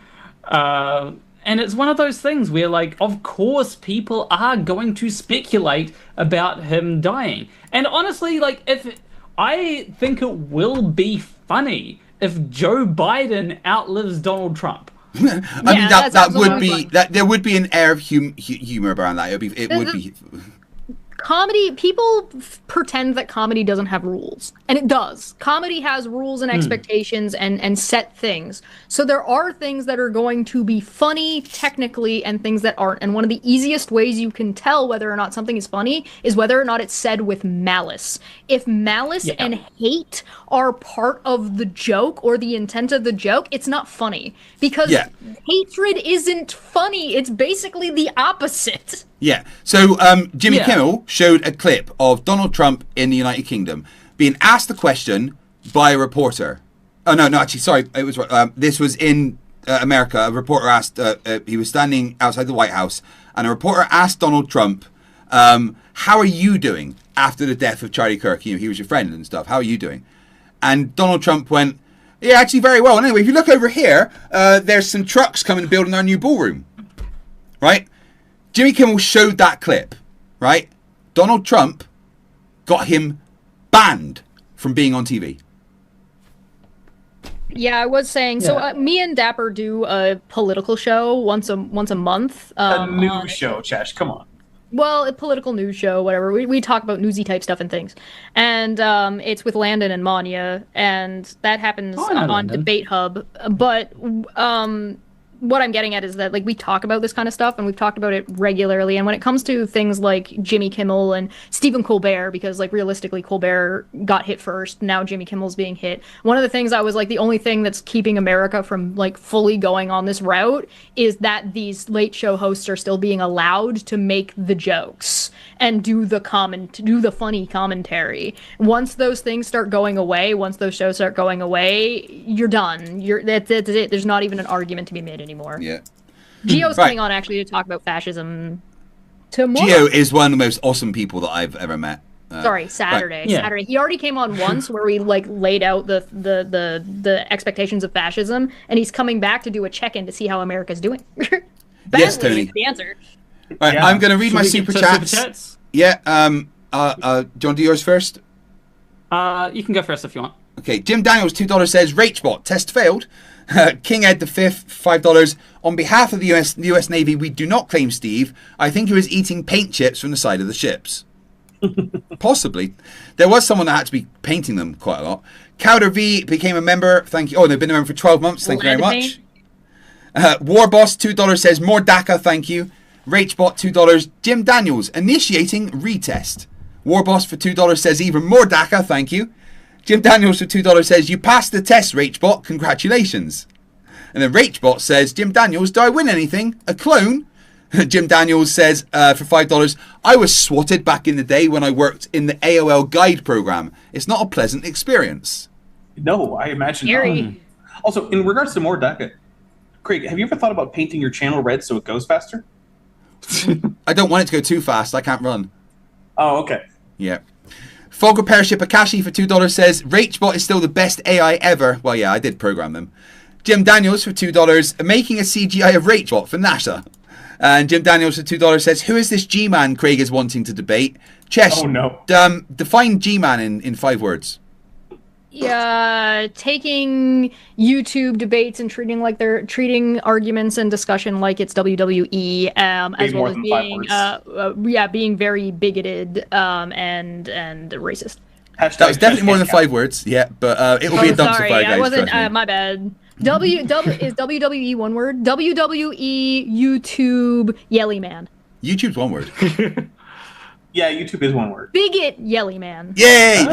Sean 007 AU299 says 2 more. Thank you. King Ed the 5th for $2 says 1 more super chat. And then Warboss says DACA. Wah! Thank you very much for the support, guys. Dutch, the place of hostiles. Tunicate for $2 says, have the geese been whispering to you, Chesh? I can neither confirm nor deny for legal reasons. Planar. Yes. You have my super chats. Yeah. So 1 over N squared for $5 says, Planet Walk, do you think Steve conducted the Cavendish experiment when he was in nuke school? I don't Probably know. not, no. I know for certain that he did not. That is not a part of the nuke school pipeline there. Yeah. So it I kind can of confirm no. I would also point out, was- like, when Steve went to nuke school might also be a factor to that. It doesn't matter. This is a school where they are teaching you what you need to know to operate a nuclear reactor, and they are doing it in the span of about a year. They do not have time for you to do the Cavendish experiment. Yeah, it's And I want to be clear. A lot of people think, oh, nuclear power, big and fancy. We boiled big kettles, guys. It's true. Yeah. And then the sinister porpoise for $5 says, remember, petty officer Shipwreck knowingly posted pre-transition pictures of a trans woman long before he went the trans people are evil, all evil route. Oh, really? And it's Did like, he? yeah, that he is did do that. very shitty. Mm-hmm. You know, I know that my pre-transition mug is all over the internet, so you know. But like, I prefer people, if you're going to reference something to do with me, try to use more recent photos. You know. Yeah. Yeah. So when you see videos of me calling Planet Walk he, I'm not being transphobic. They were he at that point. Yeah. Yeah. That was actually the reasoning why because it that was a Steve pre-transition video. used to use those photos. Oh, what? Yeah. Thanks, Steve. All right, any more?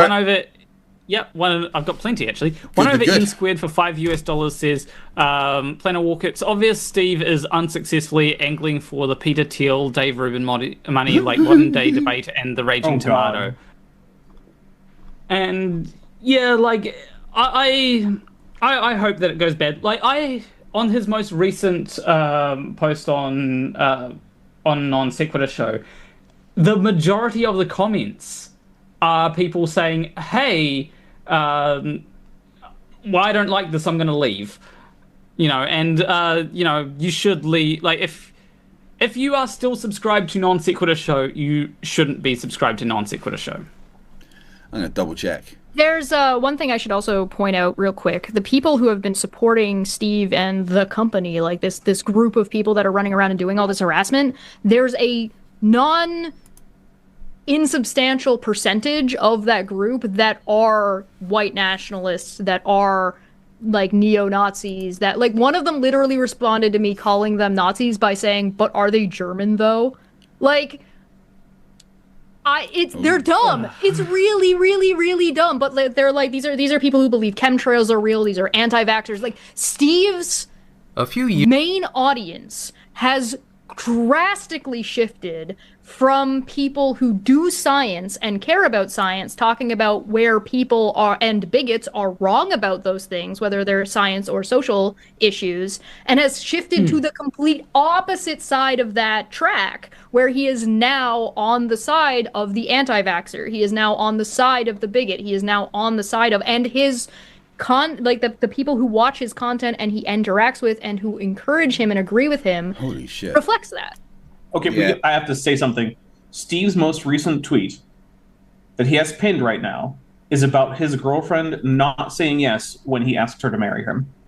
And he's celebrating Oh, he's that. a divorced man now too. Yeah. Is he on one of the streams I talked about where he was like, "Oh, go make channels to harass this person"? He got in a fight with his daughter because his daughter didn't want to be on stream with him. I remember that. Jeez. I so just bad. want to also read a recent post from his that he put on Non Sequitur Show. Please share this everywhere. This is important. The time for conversation is over. There is no more debate, no more discussion, no more quarter. Again, no mercy, no more reconciliation, no more tolerance. I want to read that last bit again there. No more tolerance, no more debate. We are in an existential fight for our lives, for our way of lives, for our society, and for America. He doesn't want tolerance, guys, and he doesn't want anyone that doesn't believe what he believes to be left alive. He wants everyone to be killed, men, women, children, disabled. Yeah, Yes. It really feels like he would. It really feels like if we were in 1930s Germany, he would side with the mustache man. Yeah, Yeah, last just week 4 hours I- ago, and I think it might be because he saw these streams. New Non Sequitur shows soon. Again?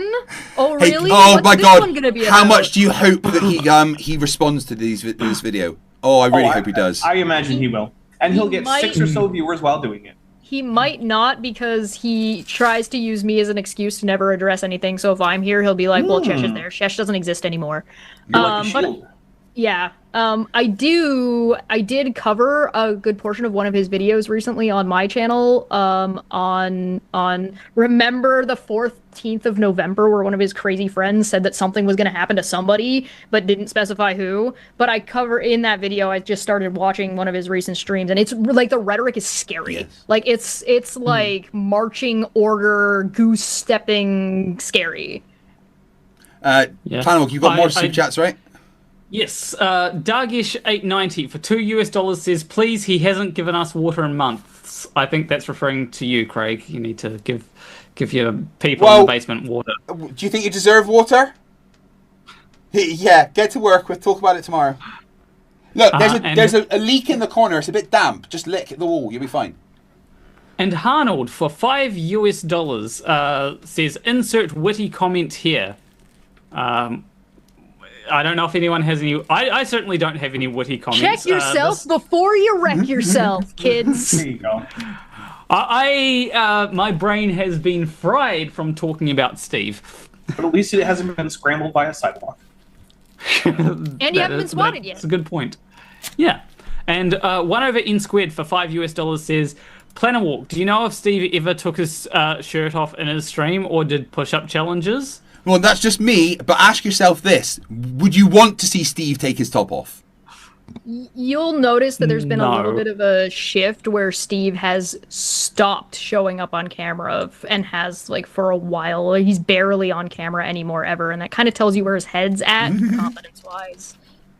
Tubian323 says for $5 I'm disappointed. I used to watch the non sequitur show. Maybe the brain mold one.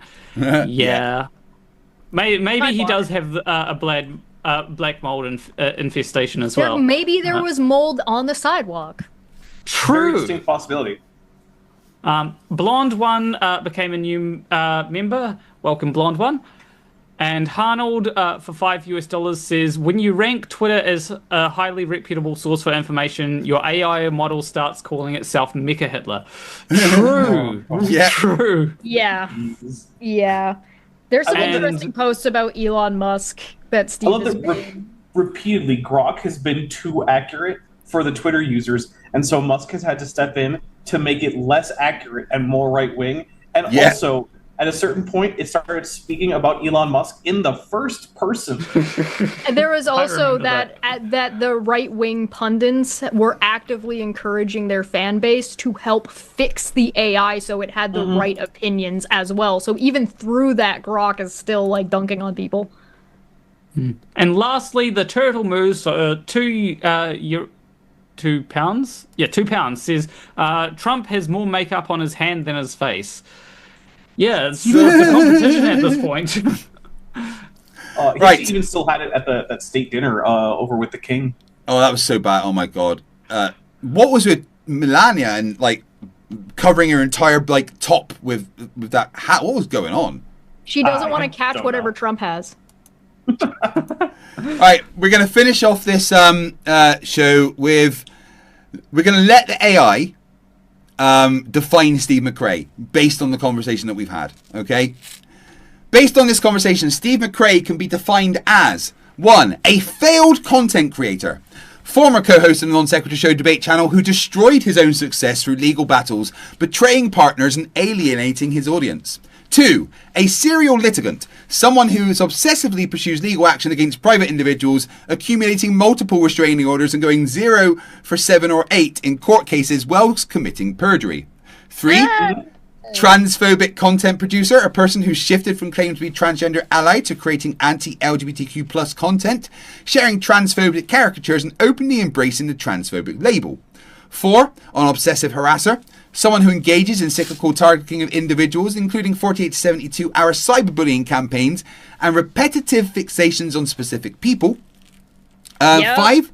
Self-destructive individual, a person who systematically burned bridges with co-hosts, friends, moderators, and financial supporters, ultimately ending up living on someone's couch with destroyed career prospects and relationships. Current status, an isolated figure who lost his platform's credibility and audience after a series of poor decisions, legal failures, and increasingly extreme positions following what may have been personality changes after a head injury.